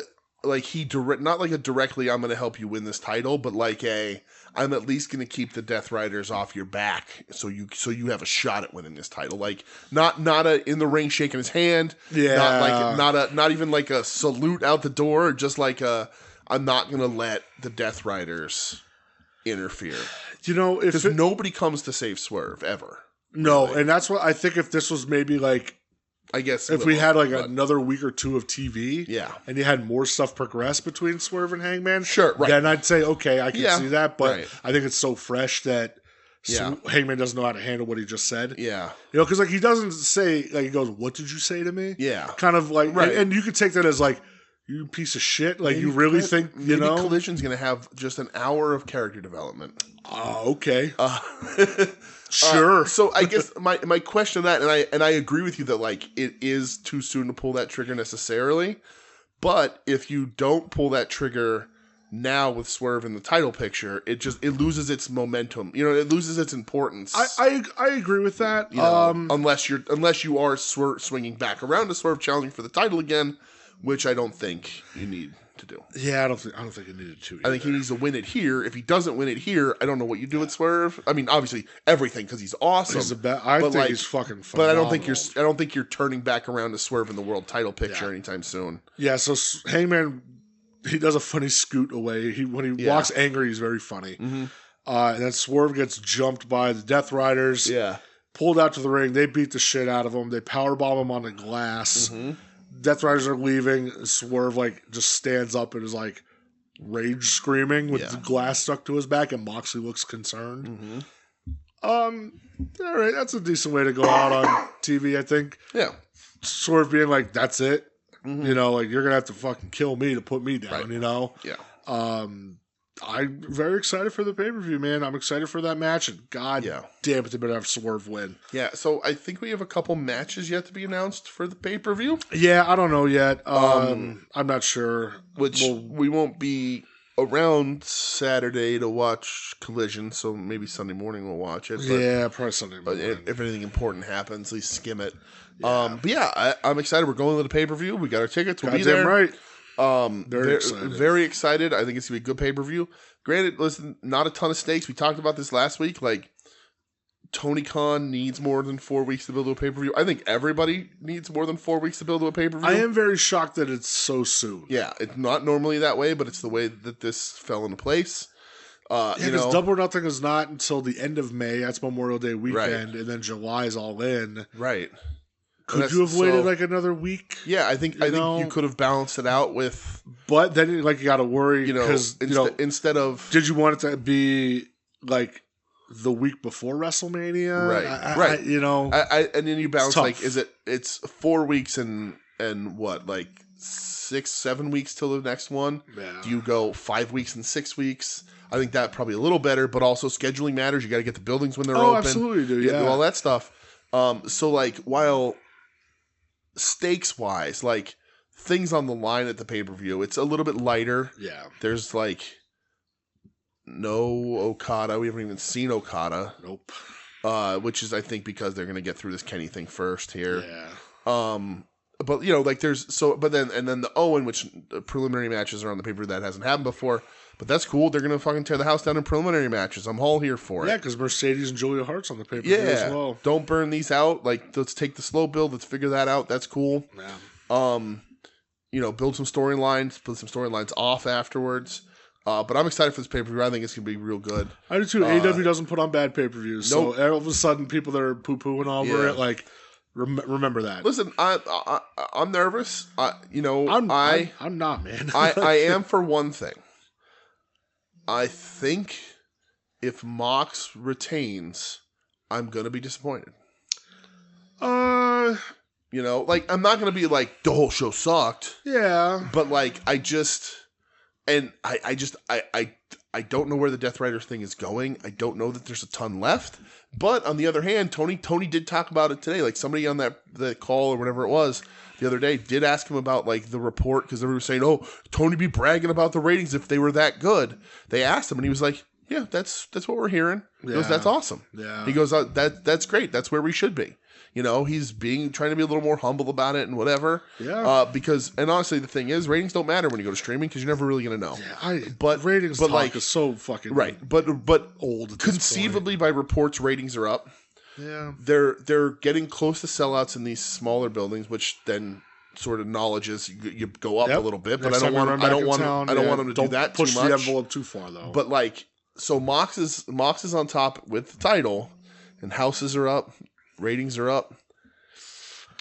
Traditional, conventional wisdom in wrestling is you don't switch the title when things are going well. Yeah, and while the program's not going well, it's tough though because like this isn't everything is going. Otherwise, it's going. It's kind of like WWE though. It's like not one. People aren't coming just for one person. Right. It's the whole presentation. That's how AEW's getting. Right. Which is how it should be. It's how it should be. It's just like that sort of wrestling conventional wisdom because it's how everything was done for so long. It's we talk about WrestleMania 3. Like everybody paid to see Hogan Andre and didn't give a shit about Steve. Not that everybody give a shit about Steamboat Macho. Yeah. But people in that time, and granted this was 40 fucking years ago, but people weren't like, oh man, I'm buying my ticket for that match.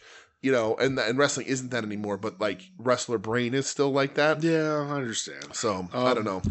All right, well, I just think Swerve's the best. Like Swerve, I love Swerve. I think he's fucking awesome, and I really hope he wins. Like especially this week, really quick with all this stuff with Booker T and him. Sure. I think Swerve won that fucking battle. I think Swerve just sitting back and being like, oh, if you hated this interview, waiting on my next one. Like, and Booker T just embarrassing himself. Sure did. At every fucking turn. Like, then arguing with this, I don't even know the fuck Vlad TV. Yeah. I've never heard of him before. I know. Like, for when people were first saying it, I thought it was Hannibal. I thought it was a Hannibal guy. And I was like, oh, fuck that dude. But no, I don't listen to these people. He's like he's hip-hop grifter. Kind of like Adam 22 from No Jumper. Great. Is Vlad TV also married to a porn star? I don't know.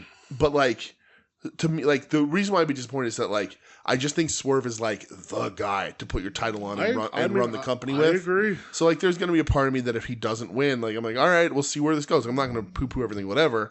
I'm going to stop watching or nothing. But like, I just like Swerve so much. I want my guy to be on top. I agree with you. And also because it'll piss Booker T off even more. Sure will. So send him right back down to Florida. Maybe he'll help chase him post bail. Maybe you can do that, Booker. Yuck. Because your fucking seminars go back at least a year, if not longer, and you're on his fucking flyers advertising you're fucking being there and selling his seminars and shit. Then apparently I saw his wrestling company like scrub tweets from like a year. Of course they did. Because he's a fucking liar. Sure is. And he's going to go after Swerve. Oh, I got receipts and blah, blah, blah. Well, that's for that Vlad. Yeah, but like but that's all tied in because Vlad had Swerve on. I don't know what the fuck. All that fucking nonsense. Yeah, like it started because Swerve, but it doesn't. Yeah. There's. Yeah, the Vlad stuff goes back longer, but it got brought back up because of Swerve. Sure, and Booker T is just trying to like outrun it instead of just taking personal fucking responsibility. Yeah, Booker T sucks. Booker T sucks. Shucky ducky. He's awful. You're bullshit. I loved you at one point, man. Like the dude, like when he said he broke down barriers, you absolutely did. Yeah. But then like also to be like I love Harlem Heat. I love that TV title run. He also like in a weird way has been defending because like Swerve was like Vince used the N-word in front of me. And Booker's like, no, he didn't, blah, blah, blah. It's like, we've seen him do it. Vince used the N-word in front of you, Booker. Oh, right. And, you did nothing about it. Right. Yeah, and then Booker was like, listen here, kid, you're going to hear that word a lot. And it's but like maybe he shouldn't have to. Maybe like get used to it isn't the right response to racist bullshit, Booker T. But I get it. Like in your era, like you didn't get a spot if you didn't put up with that shit because it was a white boys club. But like, and in a lot of ways it still is. But like the cycle doesn't get broken by just putting your head down and walking away. Yeah. You also were on the bitch end of a feud where Triple H said, guys like you aren't meant to carry the title, like guys like me. There you go. You're meant to carry my bags. Oh, wow. And then he got hit with a pedigree at WrestleMania 19. It took Triple H 45 seconds to cover Booker and still counted a 3. But anyway, I love Swerve, so. Yeah, well. Where are you going? We have a question from Tim Taylor. I thought Tim was supposed to take a break from these. Wow. And now the Tim Taylor question of the week.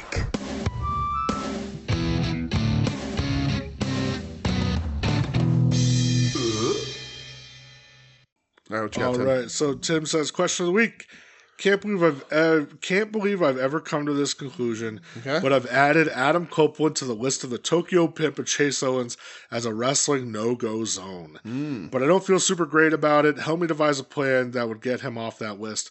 What do you think AEW can do to get people like me and possibly you guys to give some hope to Cope? Love you boys so much. Tim, so we've talked, like, we're not Edge guys. Nope. Never liked Edge. Never saw him as a main event guy. He was like Intercontinental title ceiling to me.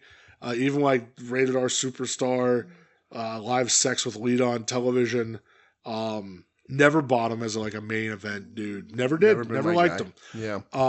Did I like his run in AEW when he initially got there? Yeah, I thought it was like the most I've ever liked him. Yep.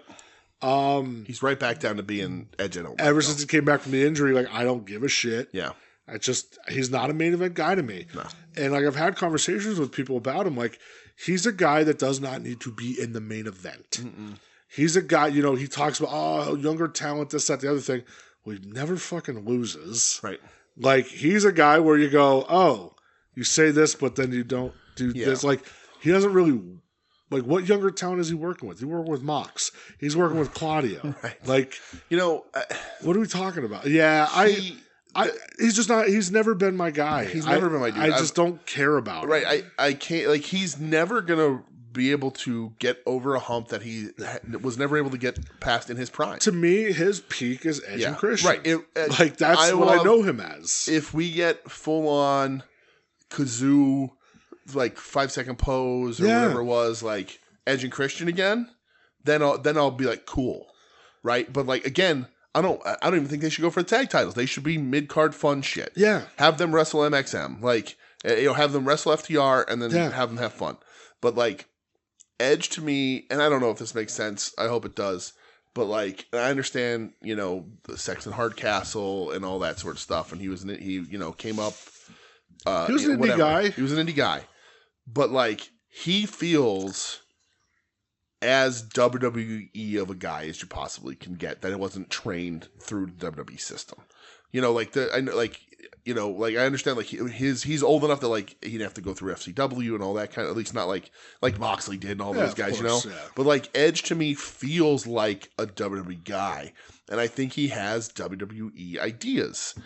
And that's fine, but not when you're trying to put those ideas on the main event of an AEW and wrestling Mox. WWE for over 20 years. Right, exactly. Exactly. So, like, and he, like, says, oh, AEW feels punk rock to me. Shut up. No, it doesn't. 1, it doesn't. 2, you don't know what that feels like, Edge. You were a system guy for most of your fucking career. You were one of those dudes. You were a dude that outlasted almost everybody else that came in when you did. Yeah. You were there for fucking ever. Yeah, long time. And, like, good for you. You made your fucking money. I get having the bug and want to come somewhere else and whatever. But, like, don't bring WWE-ass ideas to my main event of AEW. Yeah, it's just not working for me. Right? Let me stroke my Fu Manchu and say, doesn't work for me, brother. And I understand the appeal, the allure for Tony Khan of having this big-time toy to play with. Yeah. But, like... You know what? At least, like, Christian took a chance and went to TNA. Mm-hmm. You know, like he took that chance because he knew I'm not a top guy in WWE. Well, let me go to TNA. Let me prove I'm. And he got better. And he got better. Edge Cope has stayed the same because he never had to like. And again, I'm not trying to disparage the guy. I'm sure he's a nice guy. He's doing something right because he's been on top of the business and made all the fucking money in the world, right? But like Edge, at least in the last 25 years. When did he? Because like Gangrel was 90s, late 90s, yeah. So like at least for the last 25 years, Edge never really had to bet on himself to see if he could keep doing this. Where Christian kind of did.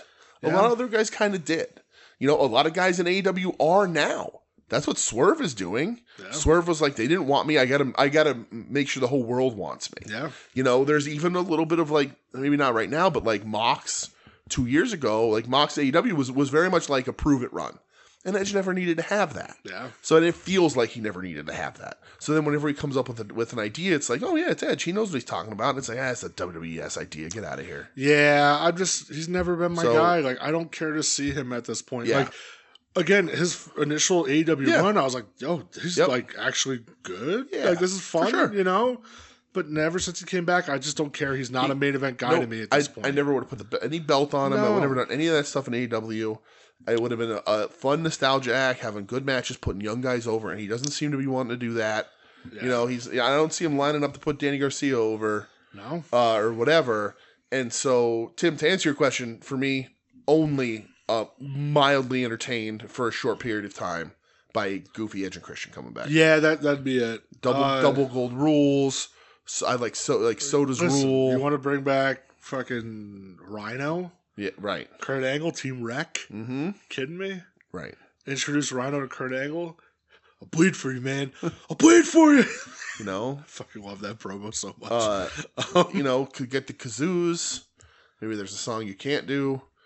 That's the best one. It's the best one. I know you can never do it, but that's the best one. But you could find another one and do it. It'd be really funny. Yeah, but then also it would feel like when like DX came back and it was just like two old men doing jokes at that point. Like, right. That's why I said mildly entertained for a short period of time. Yeah. But that's the only hope I got. Because like you said, it's a dude I never liked anyway. Yeah, there's not my guy. There's no peak for him to get back to because I've never bothered to care. Yeah, I agree. So Tim, sorry, but like, he's not my guy at all. Not my guy. Not a little bit. Sorry. So. All right. Well, let's go. I'll take Mr. F and B in. Oh boy. Let's go to Japan.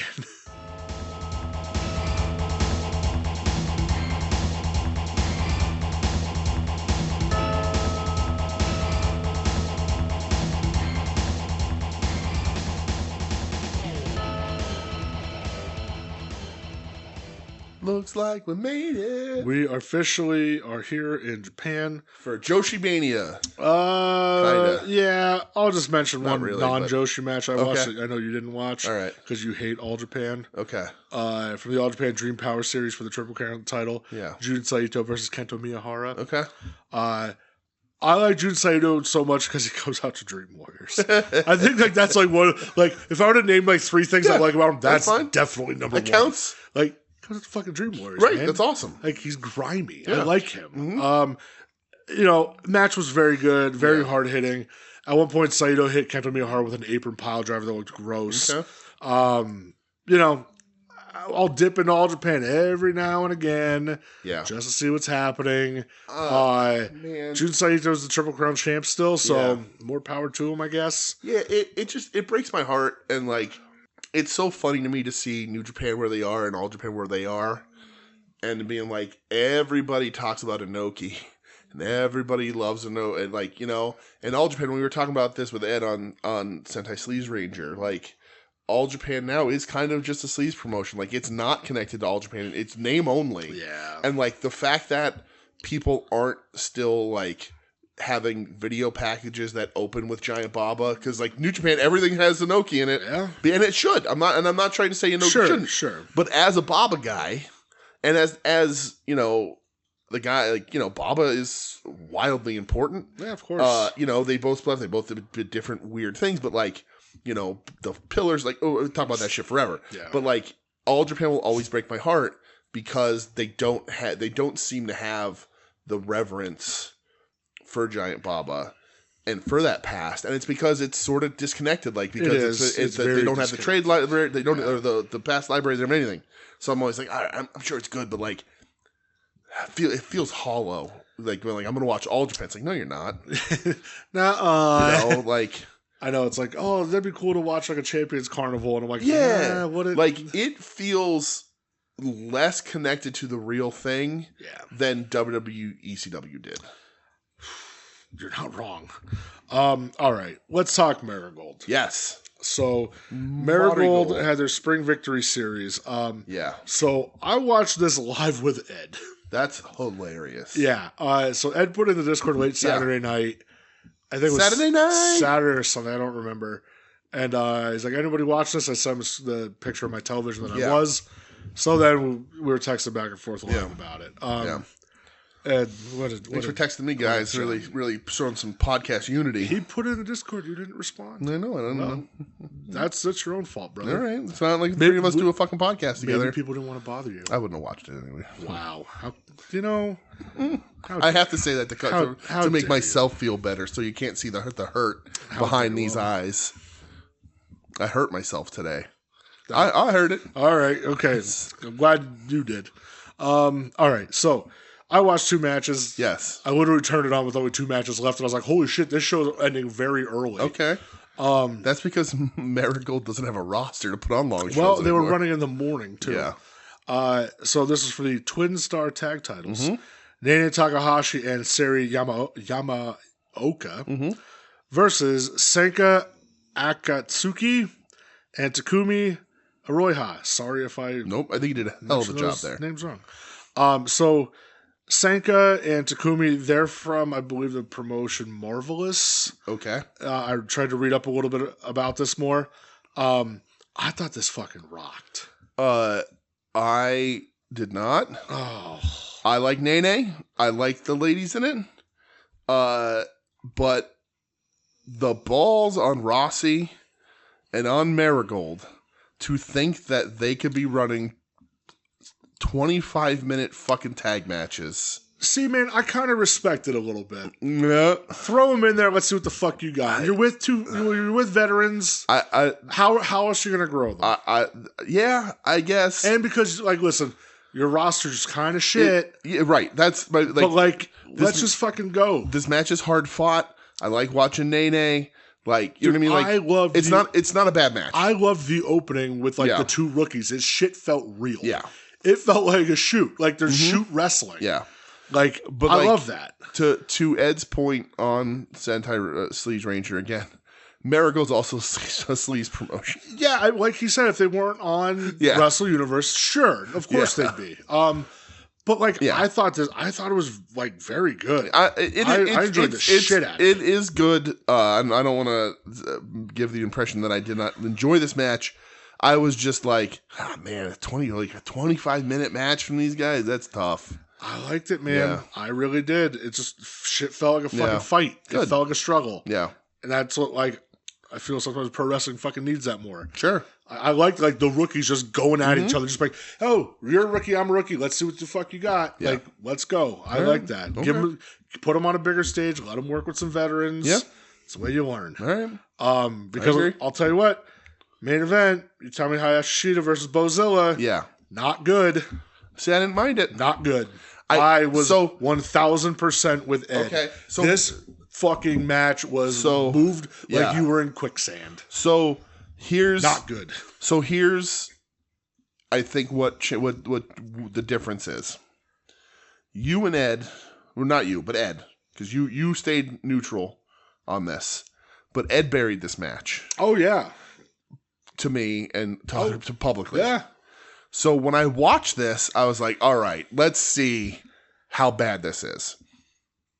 And I didn't think it was that bad. So here's the thing. You can't go off of Ed's burial because Ed's like, this fucking sucks. Right. This is terrible. Ed said it was a disgrace to Hayabusa. For a reason. Right. But so to me, I was like, it's not very good. So it's just not good. Right. So my bar was set so low that I watched this and I was like, it's fine. Yeah. Bozilla does a senton off the apron and just ass bumps on the floor because she overshoots the table, essentially. Yeah. Listen, I guess here's the thing. We know this is what Bozilla can do. right? Hayashi Shida clearly wasn't able to pull her up out of the gutters here. Bozilla, I think, is very valuable and talented and has something that she could do in the world of professional wrestling. This ain't it. But I thought it was fine. I wouldn't say it was bad. So it was fine. I'm not saying it's bad. I don't think it was good. That was fine. It's just very middle. Yeah. Which I think I'm kind of disappointed. Like I had higher expectations for it. I didn't because my expectations were in the gutter. I thought we were watching something the caliber of a Quiet Storm match. Okay, let's not demean ourselves that much. I thought Bozilla's gonna dominate most of this match, and Utami's gonna win at the end with a flash pin. You know, it just I don't know. I just didn't like it. We had a Carson Kroll. We had a couple of Carson. Well, there's more. We're going to talk about them. There sure is. But my question to you after this match, and we already sort of touched on it, but what the fuck does Marigold have left on the top? What matches can they run? We said 3 months ago they burned through their fucking roster. You're going to have Bozilla not win the title, right? Yeah. It's Hayashi Shida's second. Who the fuck does she wrestle? Who's there? Who's there? Micah comes out at the end of challenge. Yeah. Okay. Put the belt on Micah. Okay, do you? You just or not Micah. No. Not Micah. Mirai. My apologies. And I like Mirai. But Hayashi Shida gets 2 defenses and then loses to Mirai. And then what else are you gonna do? Right, but then Mirai wins when she wrestles Bozilla and Nene, and then I guess this company, Rossi was they're all going to come with me. Now, I am a Masala level figure to these women's wrestlers. Yeah. They're all coming with me. And then he got to Marigold, and there was 3 of them, and he was like, "Oh shit!" And then Julia left. All right, well, I got Julia. This should be fine. What now? Fuck. Okay. Let me get on the horn with Ulf Herman. Let me see what he's doing. I spit on myself. You sure did. I'm all worked up. But what the fuck does this company have? Yeah, it's not very good. No. And that leads to Ed has a question. Okay, Ed.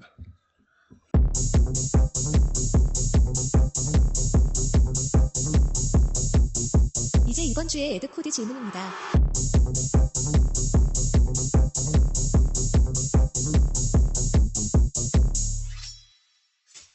All right. Ed says, "Hey there, studs. 2-part Q." Oh, thanks, Ed. 1. Ed, you butter me up every week, and I'll let you have 2 questions. Watched Bozilla versus Utami for Marigold. Red belt match.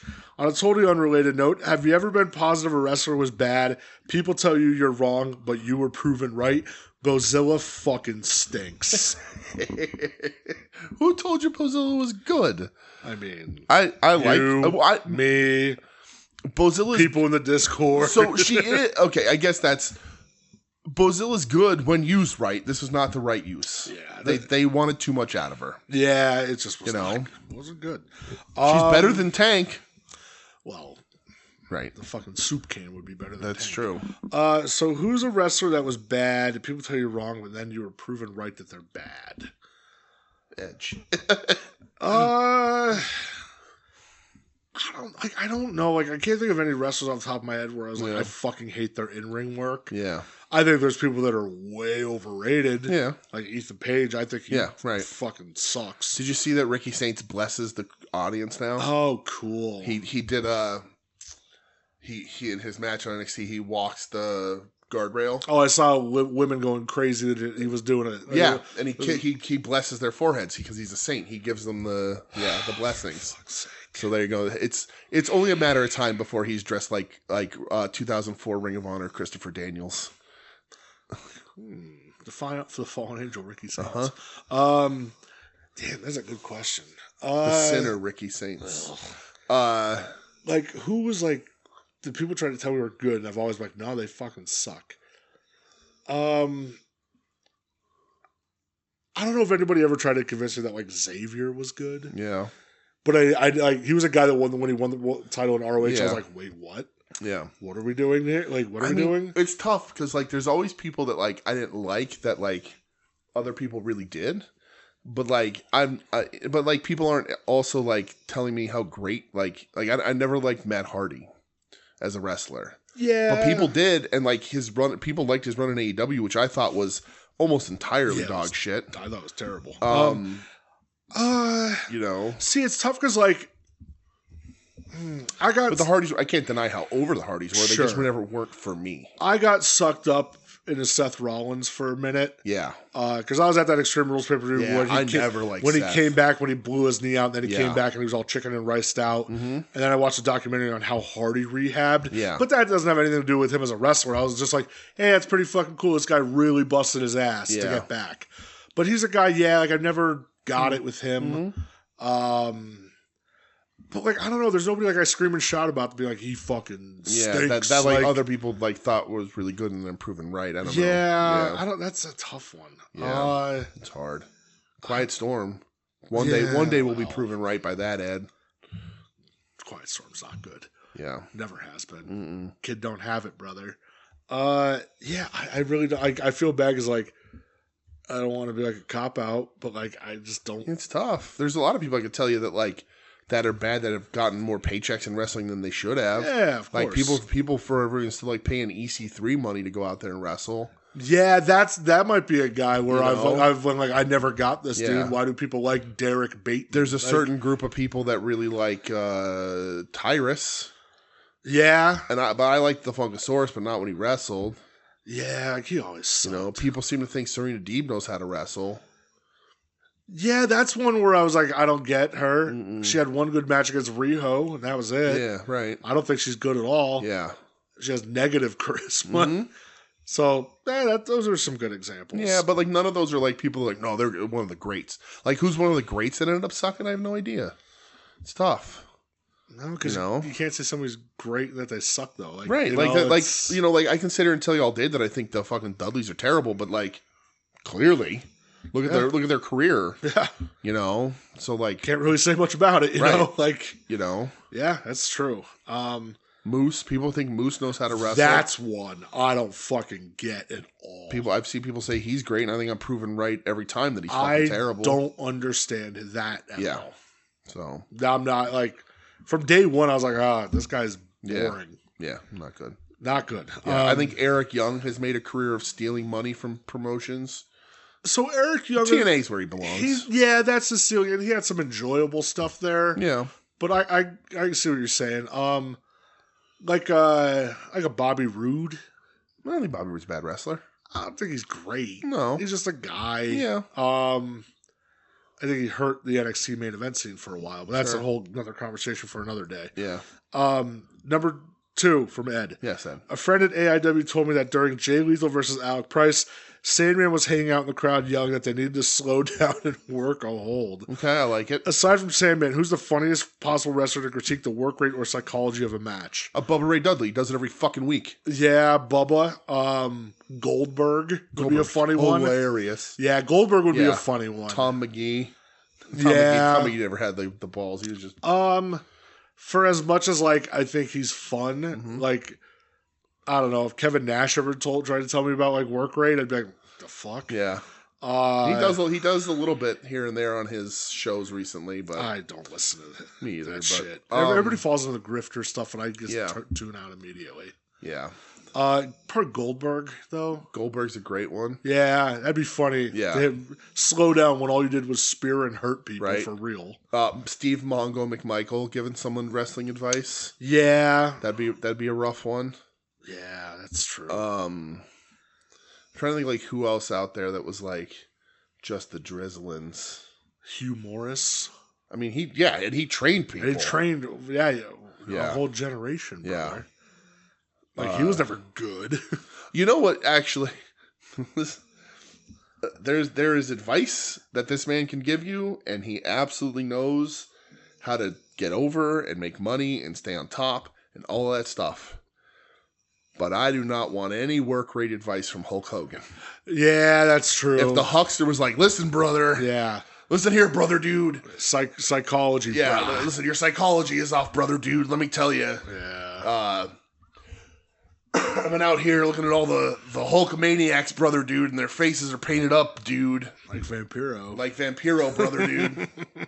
And hey, fuck you. Vampiro was a part of the goddamn Dark Carnival. I got so mad. Son of a bitch. Listen, I don't mean to call anybody out, but Adam, On Ad Odds last week, Barry and Vampiro is never being good and never having anything. Come on now. Come on. Part of the Dark Carnival. Come on. He's in the Dark Carnival. You've just never seen his prime. He wasn't the best wrestler, but like the dude was all right. But he was in the Dark Carnival. Yeah. But yeah, like gets a pass immediately. Right. Oh, no, there's a great one. There's a great one, and he does it all the fucking time. He does it all the time on his fucking social media, and everybody has called him out on it, even Cody Rhodes. Oh, Disco Inferno, yeah. Disco Inferno having the balls to give anyone in pro wrestling advice. And the other one, fucking Sean Morey, or whatever the fuck his last, Morley, whatever the fuck his last name, Valvinus. Fuck those guys. Yeah. Keep your mouths fucking shut. Fuck them for many reasons, but shout out Chelsea Green. Shout out Chelsea Green forever. Chelsea Green, you fucking rule. Even if posts that celebrate you, how awesome you are, get blocked and removed from your husband's fucking Facebook group because they're all fucking bitches. The people in the comments weren't bitches. No, they weren't. I'll say that much. Right. I was very happy. No, that was clearly read through the comments and everybody's like, "Yep, fuck him." Clearly aimed at the administrators. Yep. So cowards. Ed, thank you very much. Cardona's in Ultimate X matching with Moose. They just announced so. Who is that for? It's like 6 people or whatever, but Cardona's one of them. Oh, if he takes a fucking bump off the high ropes, I'll die. He's not. You kidding me? He might die. Come on, get out of here. Jesus. Turn to fucking dust. Yeah. He'll look like a fucking... He'll look like a vampire on What We Do in the Shadows. It's just a pile of dust on the ground. A vague odor. Yeah, he's got an odor, all right. All right. 2 other things we watched. Yes. Thanks, Ed. Yes, Ed, you're the best. Love you, buddy. Sendai Girls this morning. Yes. Minoru Suzuki versus Meiko Satomura. Mm-hmm. This is like the Ed special, hard cam, no commentary, only zooming in every now and again. It was okay. Yeah, it's hard. It's hard for me to get into any shit like this. I loved the chair choke. Chair choke was good. Miko's in the ring. She puts the legs of the chair around Suzuki's neck and chokes him there. I thought that was really cool. But like, this is going to sound really bad. Don't clip this, and I'm sorry. Clip it. But like, Dwicky. Suzuki has hit ladies way harder than he hit Miko in this. I thought so too. And I was like, what, I get it. But like, yeah, this is from the matches that Satomura has been having lately on her retirement run, this is the weakest. Yeah. Side note, just made official Jericho versus Bandito at the pay-per-view. There's my piss match. There's Jericho. I might take multiple piss matches. Jericho's pulling his weight. Oh, God damn it. We'll 100% piss break or merch break. Yeah. Yeah. There's going to be... Yeah. I'll give Cole Garcia a shot. Yeah. But like... Yeah, it sucks. All right. Anyway, I will tell by the pacing of Garcia Cole whether or not I'm going to sit there in the first 5 minutes. Yeah, I agree. If I'm going to sit there and watch it or not. All right. So we'll get to the last thing here. Stardom. Yep. Hold on. I did watch the T Heart's 5th anniversary show. Just a couple things, really quick, because I sent you the clip of it. I just want to bring it up. So I watched 3 matches because Jess sent it over.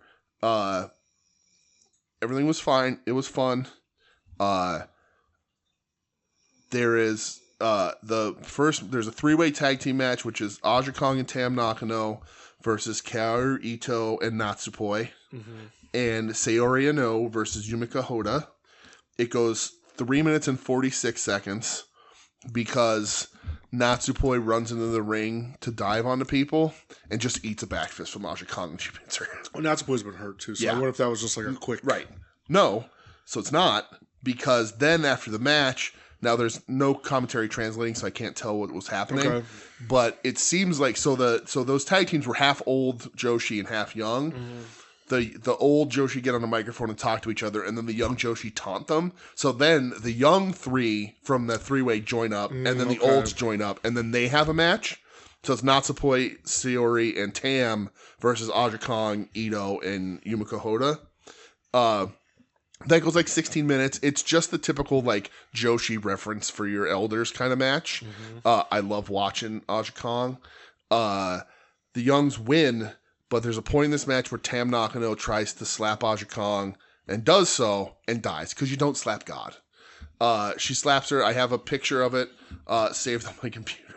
She slaps her, and Aja Kong just looks at her like confused, sticks her tongue out, and then kills her. Mm-hmm. So that was fun. I liked watching that. And then I did watch the main event, which was a 6-woman tag, which is Dash Chisako, Sayaka Toyota, who is the niece of Manami Toyota, who was given the name, and Veni, versus Chihiro Hashimoto, Miku Kane, and Suri. Mm-hmm.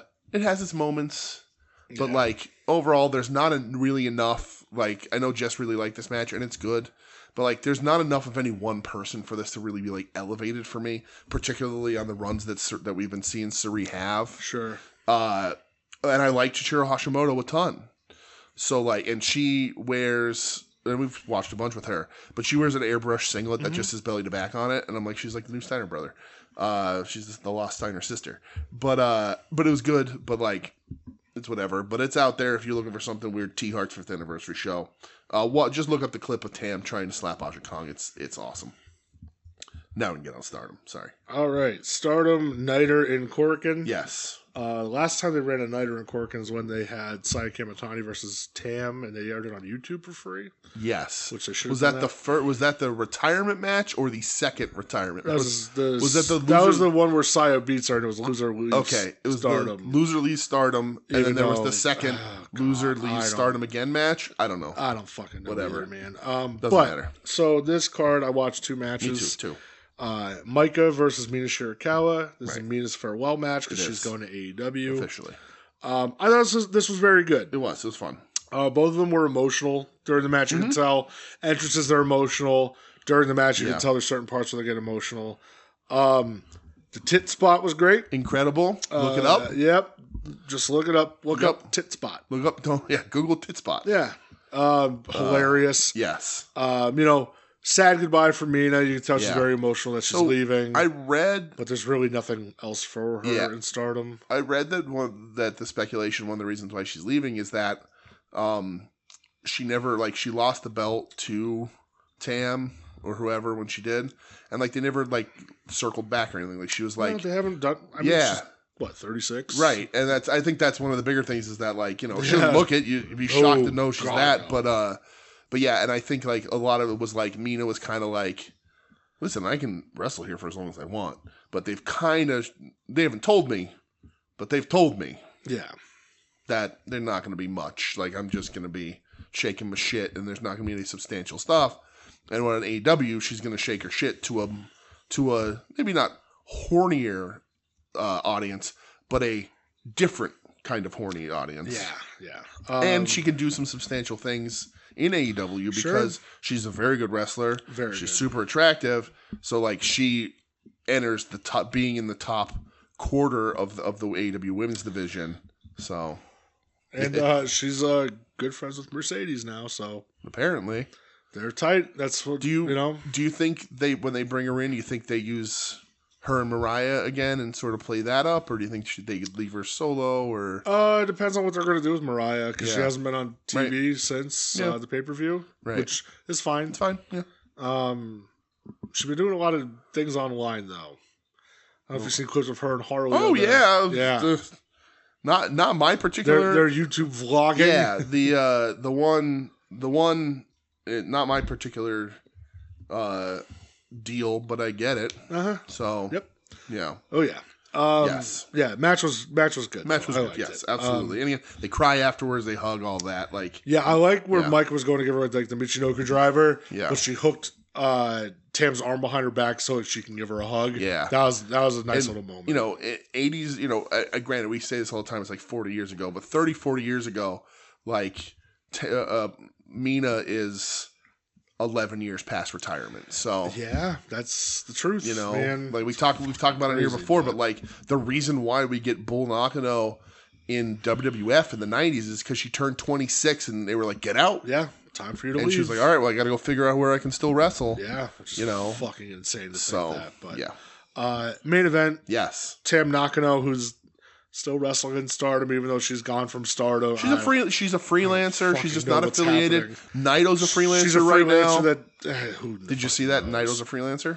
No. He doesn't have he hasn't signed a New Japan contract. He's working on like a date by date freelancer deal. You're past your prime, brother. I agree.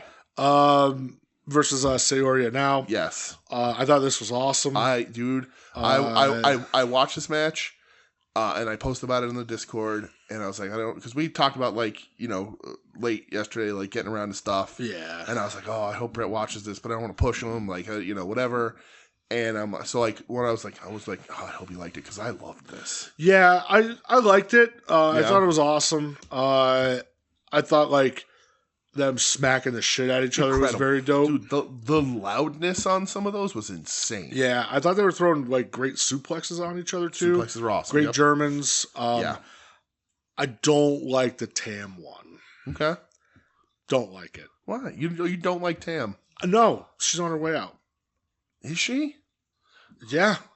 Where? She's on her way out. That's the fucking story. Like they've even said like, yeah, she's leaving. Like she's either gonna retire, or go elsewhere. That's weird. Because why? Like, and that's why I'm like, okay, I get that was the storyline, but like where you and Saori now are in Cosmic Angels, right? Well, wouldn't it be cool if Saori now got the win here? Yeah, kind of boost her up a little bit, like. And that was like the one bummer. I was like, Are they just doing like a you're on your way out, wrestle your friends kind of thing then? I guess. Because like I didn't factor that in because I was just like, oh, I guess we're just ignoring all the Tam stuff, and I will because I like Tam a lot. But yeah, I get that that's weird, but like, yeah, because I haven't heard any buzz about her coming to AEW, which I don't think she's gonna do. No, I just don't know if she's gonna do a freelance shit or jump what. around like whatever.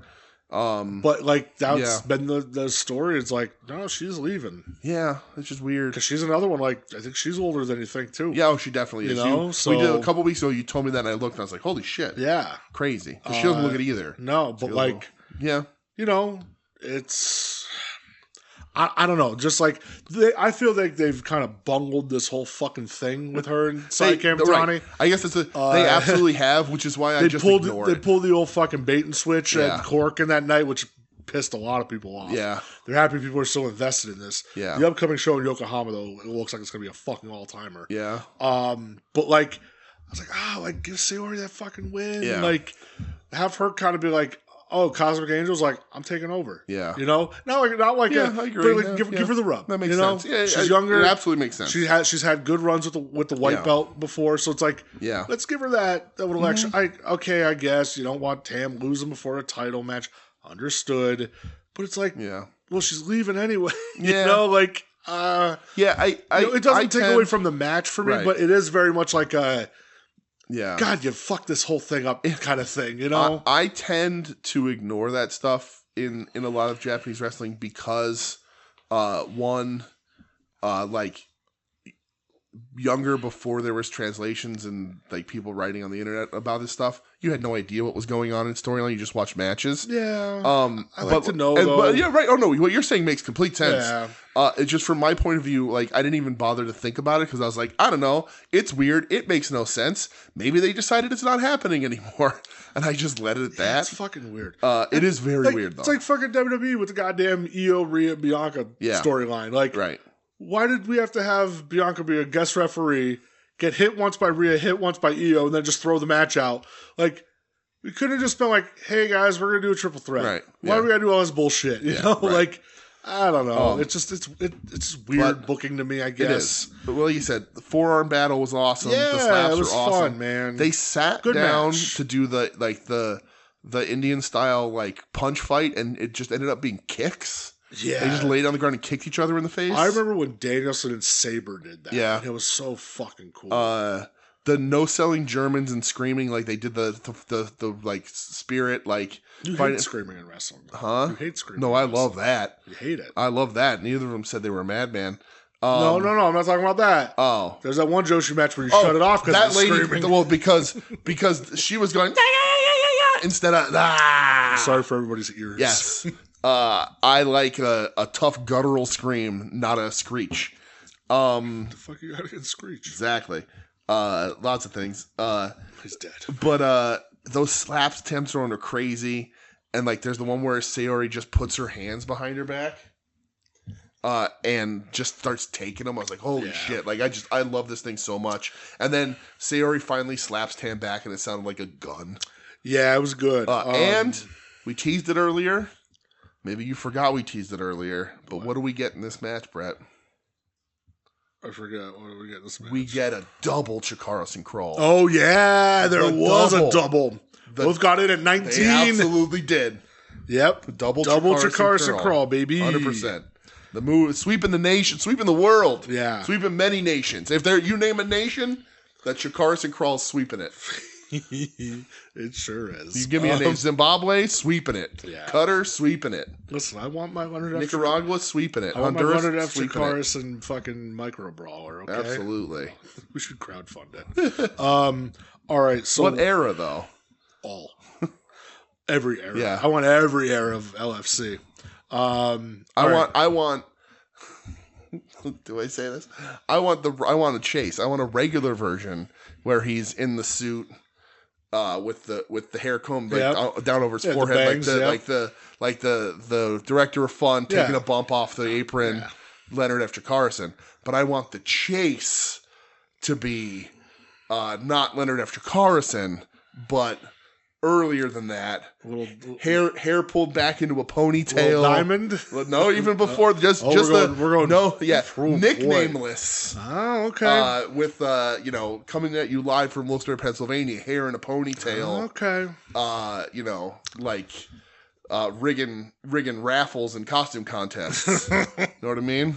I fucking love him so much. He's the man. All right, what were your matches this week? Hands down. My international and probably my favorite match of the entire week is Sayori versus Tam.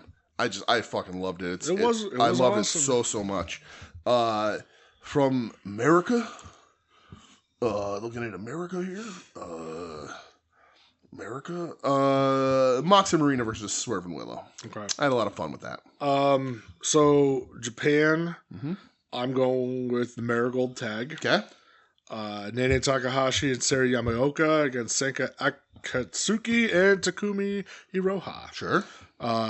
Going with America. This was hard, honestly. Like, I don't think anything blew my dick off. Okay. I don't. Nothing on AEW really blew me away this week. Yeah. Whoa. I wasn't expecting that. Sorry. I think she just realized you were here. Yeah, I haven't seen. Hi, kitty. Hey, Rip.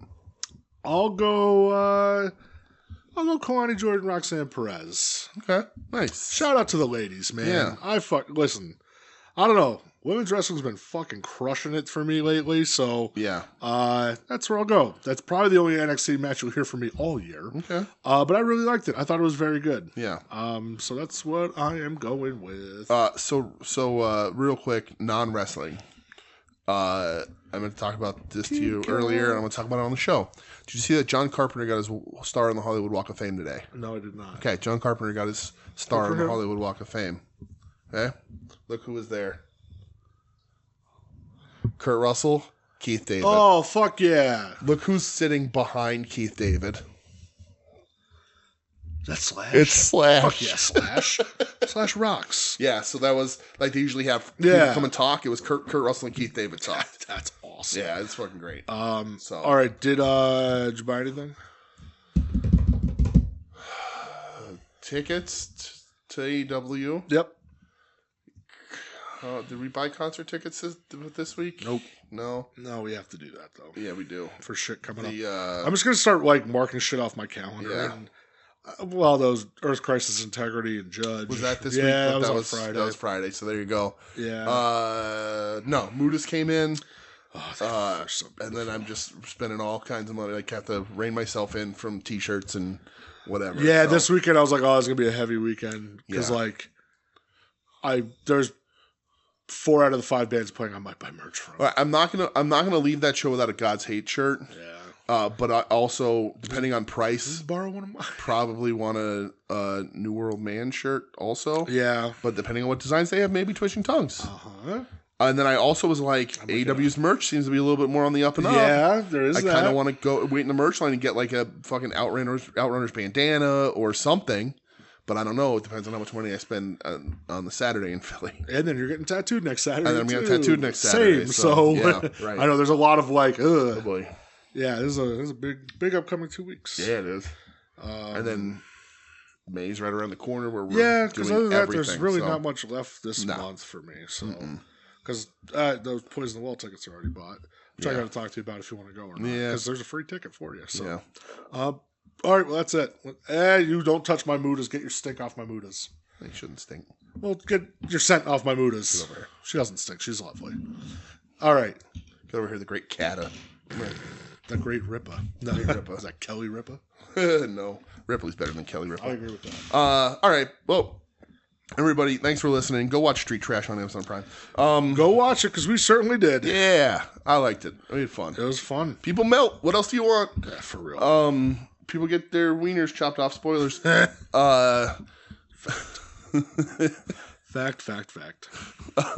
Shout out fried berry. Shout out boner powder. Was it dick powder? Yeah, whatever. Dick dust. Dick dust, yeah. Boner dust. Boner dust. That's Doug's fucking wrestling name. He's Gold Dust, Stardust, Boner Dust. We were mean to Doug. I don't know last week, apparently. I don't know that we can... We were never mean to I know, Doug. that's true. I was texting... What the fuck was I texting him? I don't remember. So that just reminded me. Did you see the thing, the interview with Dustin, where one of the people were like, why the red, why sometimes the red, sometimes the blue? Did you see this? No. I don't know who it was. And they were like, what's the deal? Like, what's the story when you come out as red or sometimes you come out as blue? Yeah. And Dustin goes, new action figures, dude. Fucker knows, man. And you're like, what? He goes, fucker knows. He goes, why do you think I change Goldust outfits every week? Right. He goes, because they make an action figure out of every one of them. Fucker knows. And he's like, I'm on AEW's ass about making me another one. I look different than I did when they made those last ones. He goes, every time it's to get a new action figure. He's right. Oh, so the reason why what I texted Doug about on Sunday, I was watching the 1990 Royal Rumble. And I asked him who's the most fuckable of the Rougeaus. Oh. He said Raymond and his mustache, of course. Okay, well, right. That's a goddamn right. Tickles. We're all American boys. What's that mouth do? Thanks for listening. This is We Need Wrestling. You can find us online at WeNeedWrestling.com, at We Need Wrestling on all the social medias, unless I get kicked off of Twitter for going after idiots that say dumb things. Wrestling idiots that say dumb things. Nothing wrong with that. Check us out all on YouTube, Nothing wrong with Sky, going after. That's what I mean. Instagram, all that shit.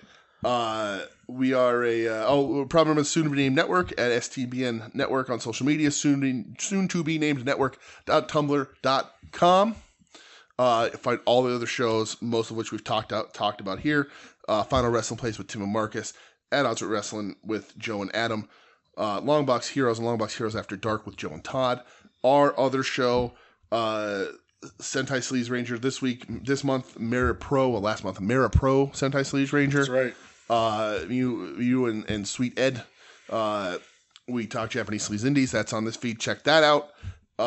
Puzzle Warriors 3, which I saw this week, had an update, and they added Howard the Duck as Juggerduck. I think that's coming to an end. Is it? I believe so. I think Joe mentioned it. Oh yeah, maybe was it that had Juggerduck? Maybe it was Marvel Snap. I don't know. But I think Puzzle Warriors 3 they're not supporting it anymore. Coming to an end. Yeah. Oh, the podcast, not the show, not the game. I think both. Oh, okay. Yeah, that makes sense. Well, that's a shame. But check all that out. Check out our friends. Check out where they're at. They're all over the place. And we're going to see Dynasty, so we'll be back next week with a full rundown of that experience. We'll give you the report on who's at the God's Hate show on Saturday. Yeah. Because I'm sure there will be. Is it unprofessional? To go for Mark picks? Yeah. Yes. Okay. Yes. All right. Unless you see other people doing it, then okay go for it. But other than that, nah. Yeah. What if like they're in the band? What if like, because like I like the bands, what if I see Brody and I'm like, hey man, God's Hate rules, can I get a pick? Yeah.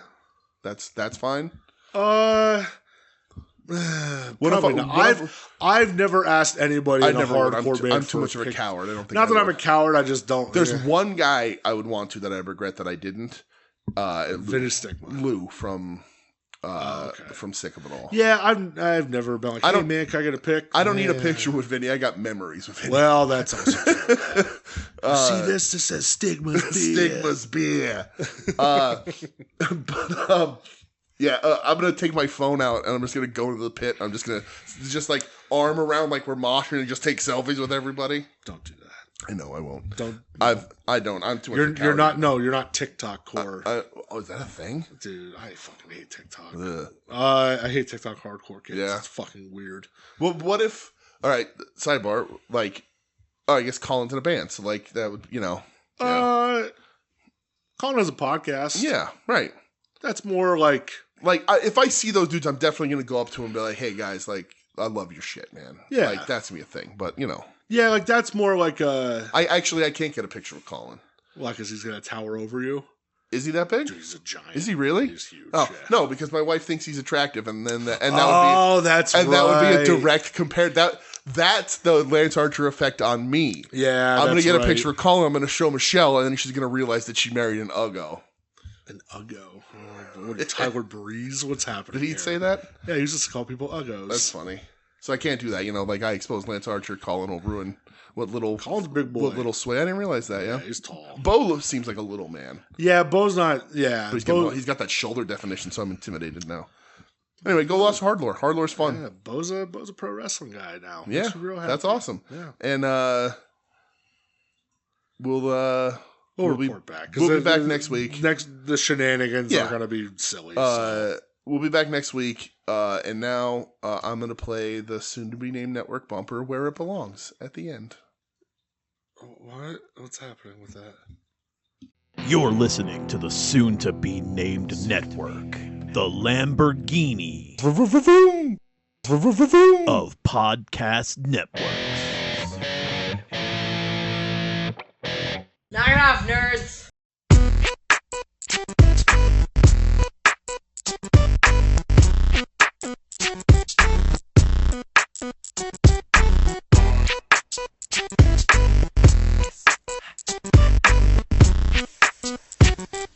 It's the L, the I, the M. Let me tell you what I wanna do. Let me show you that I feel you.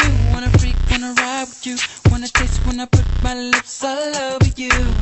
Can't get enough of you. Always thinking of you. So sweet, I can't forget. So good, girl, you make me sweat. But I'm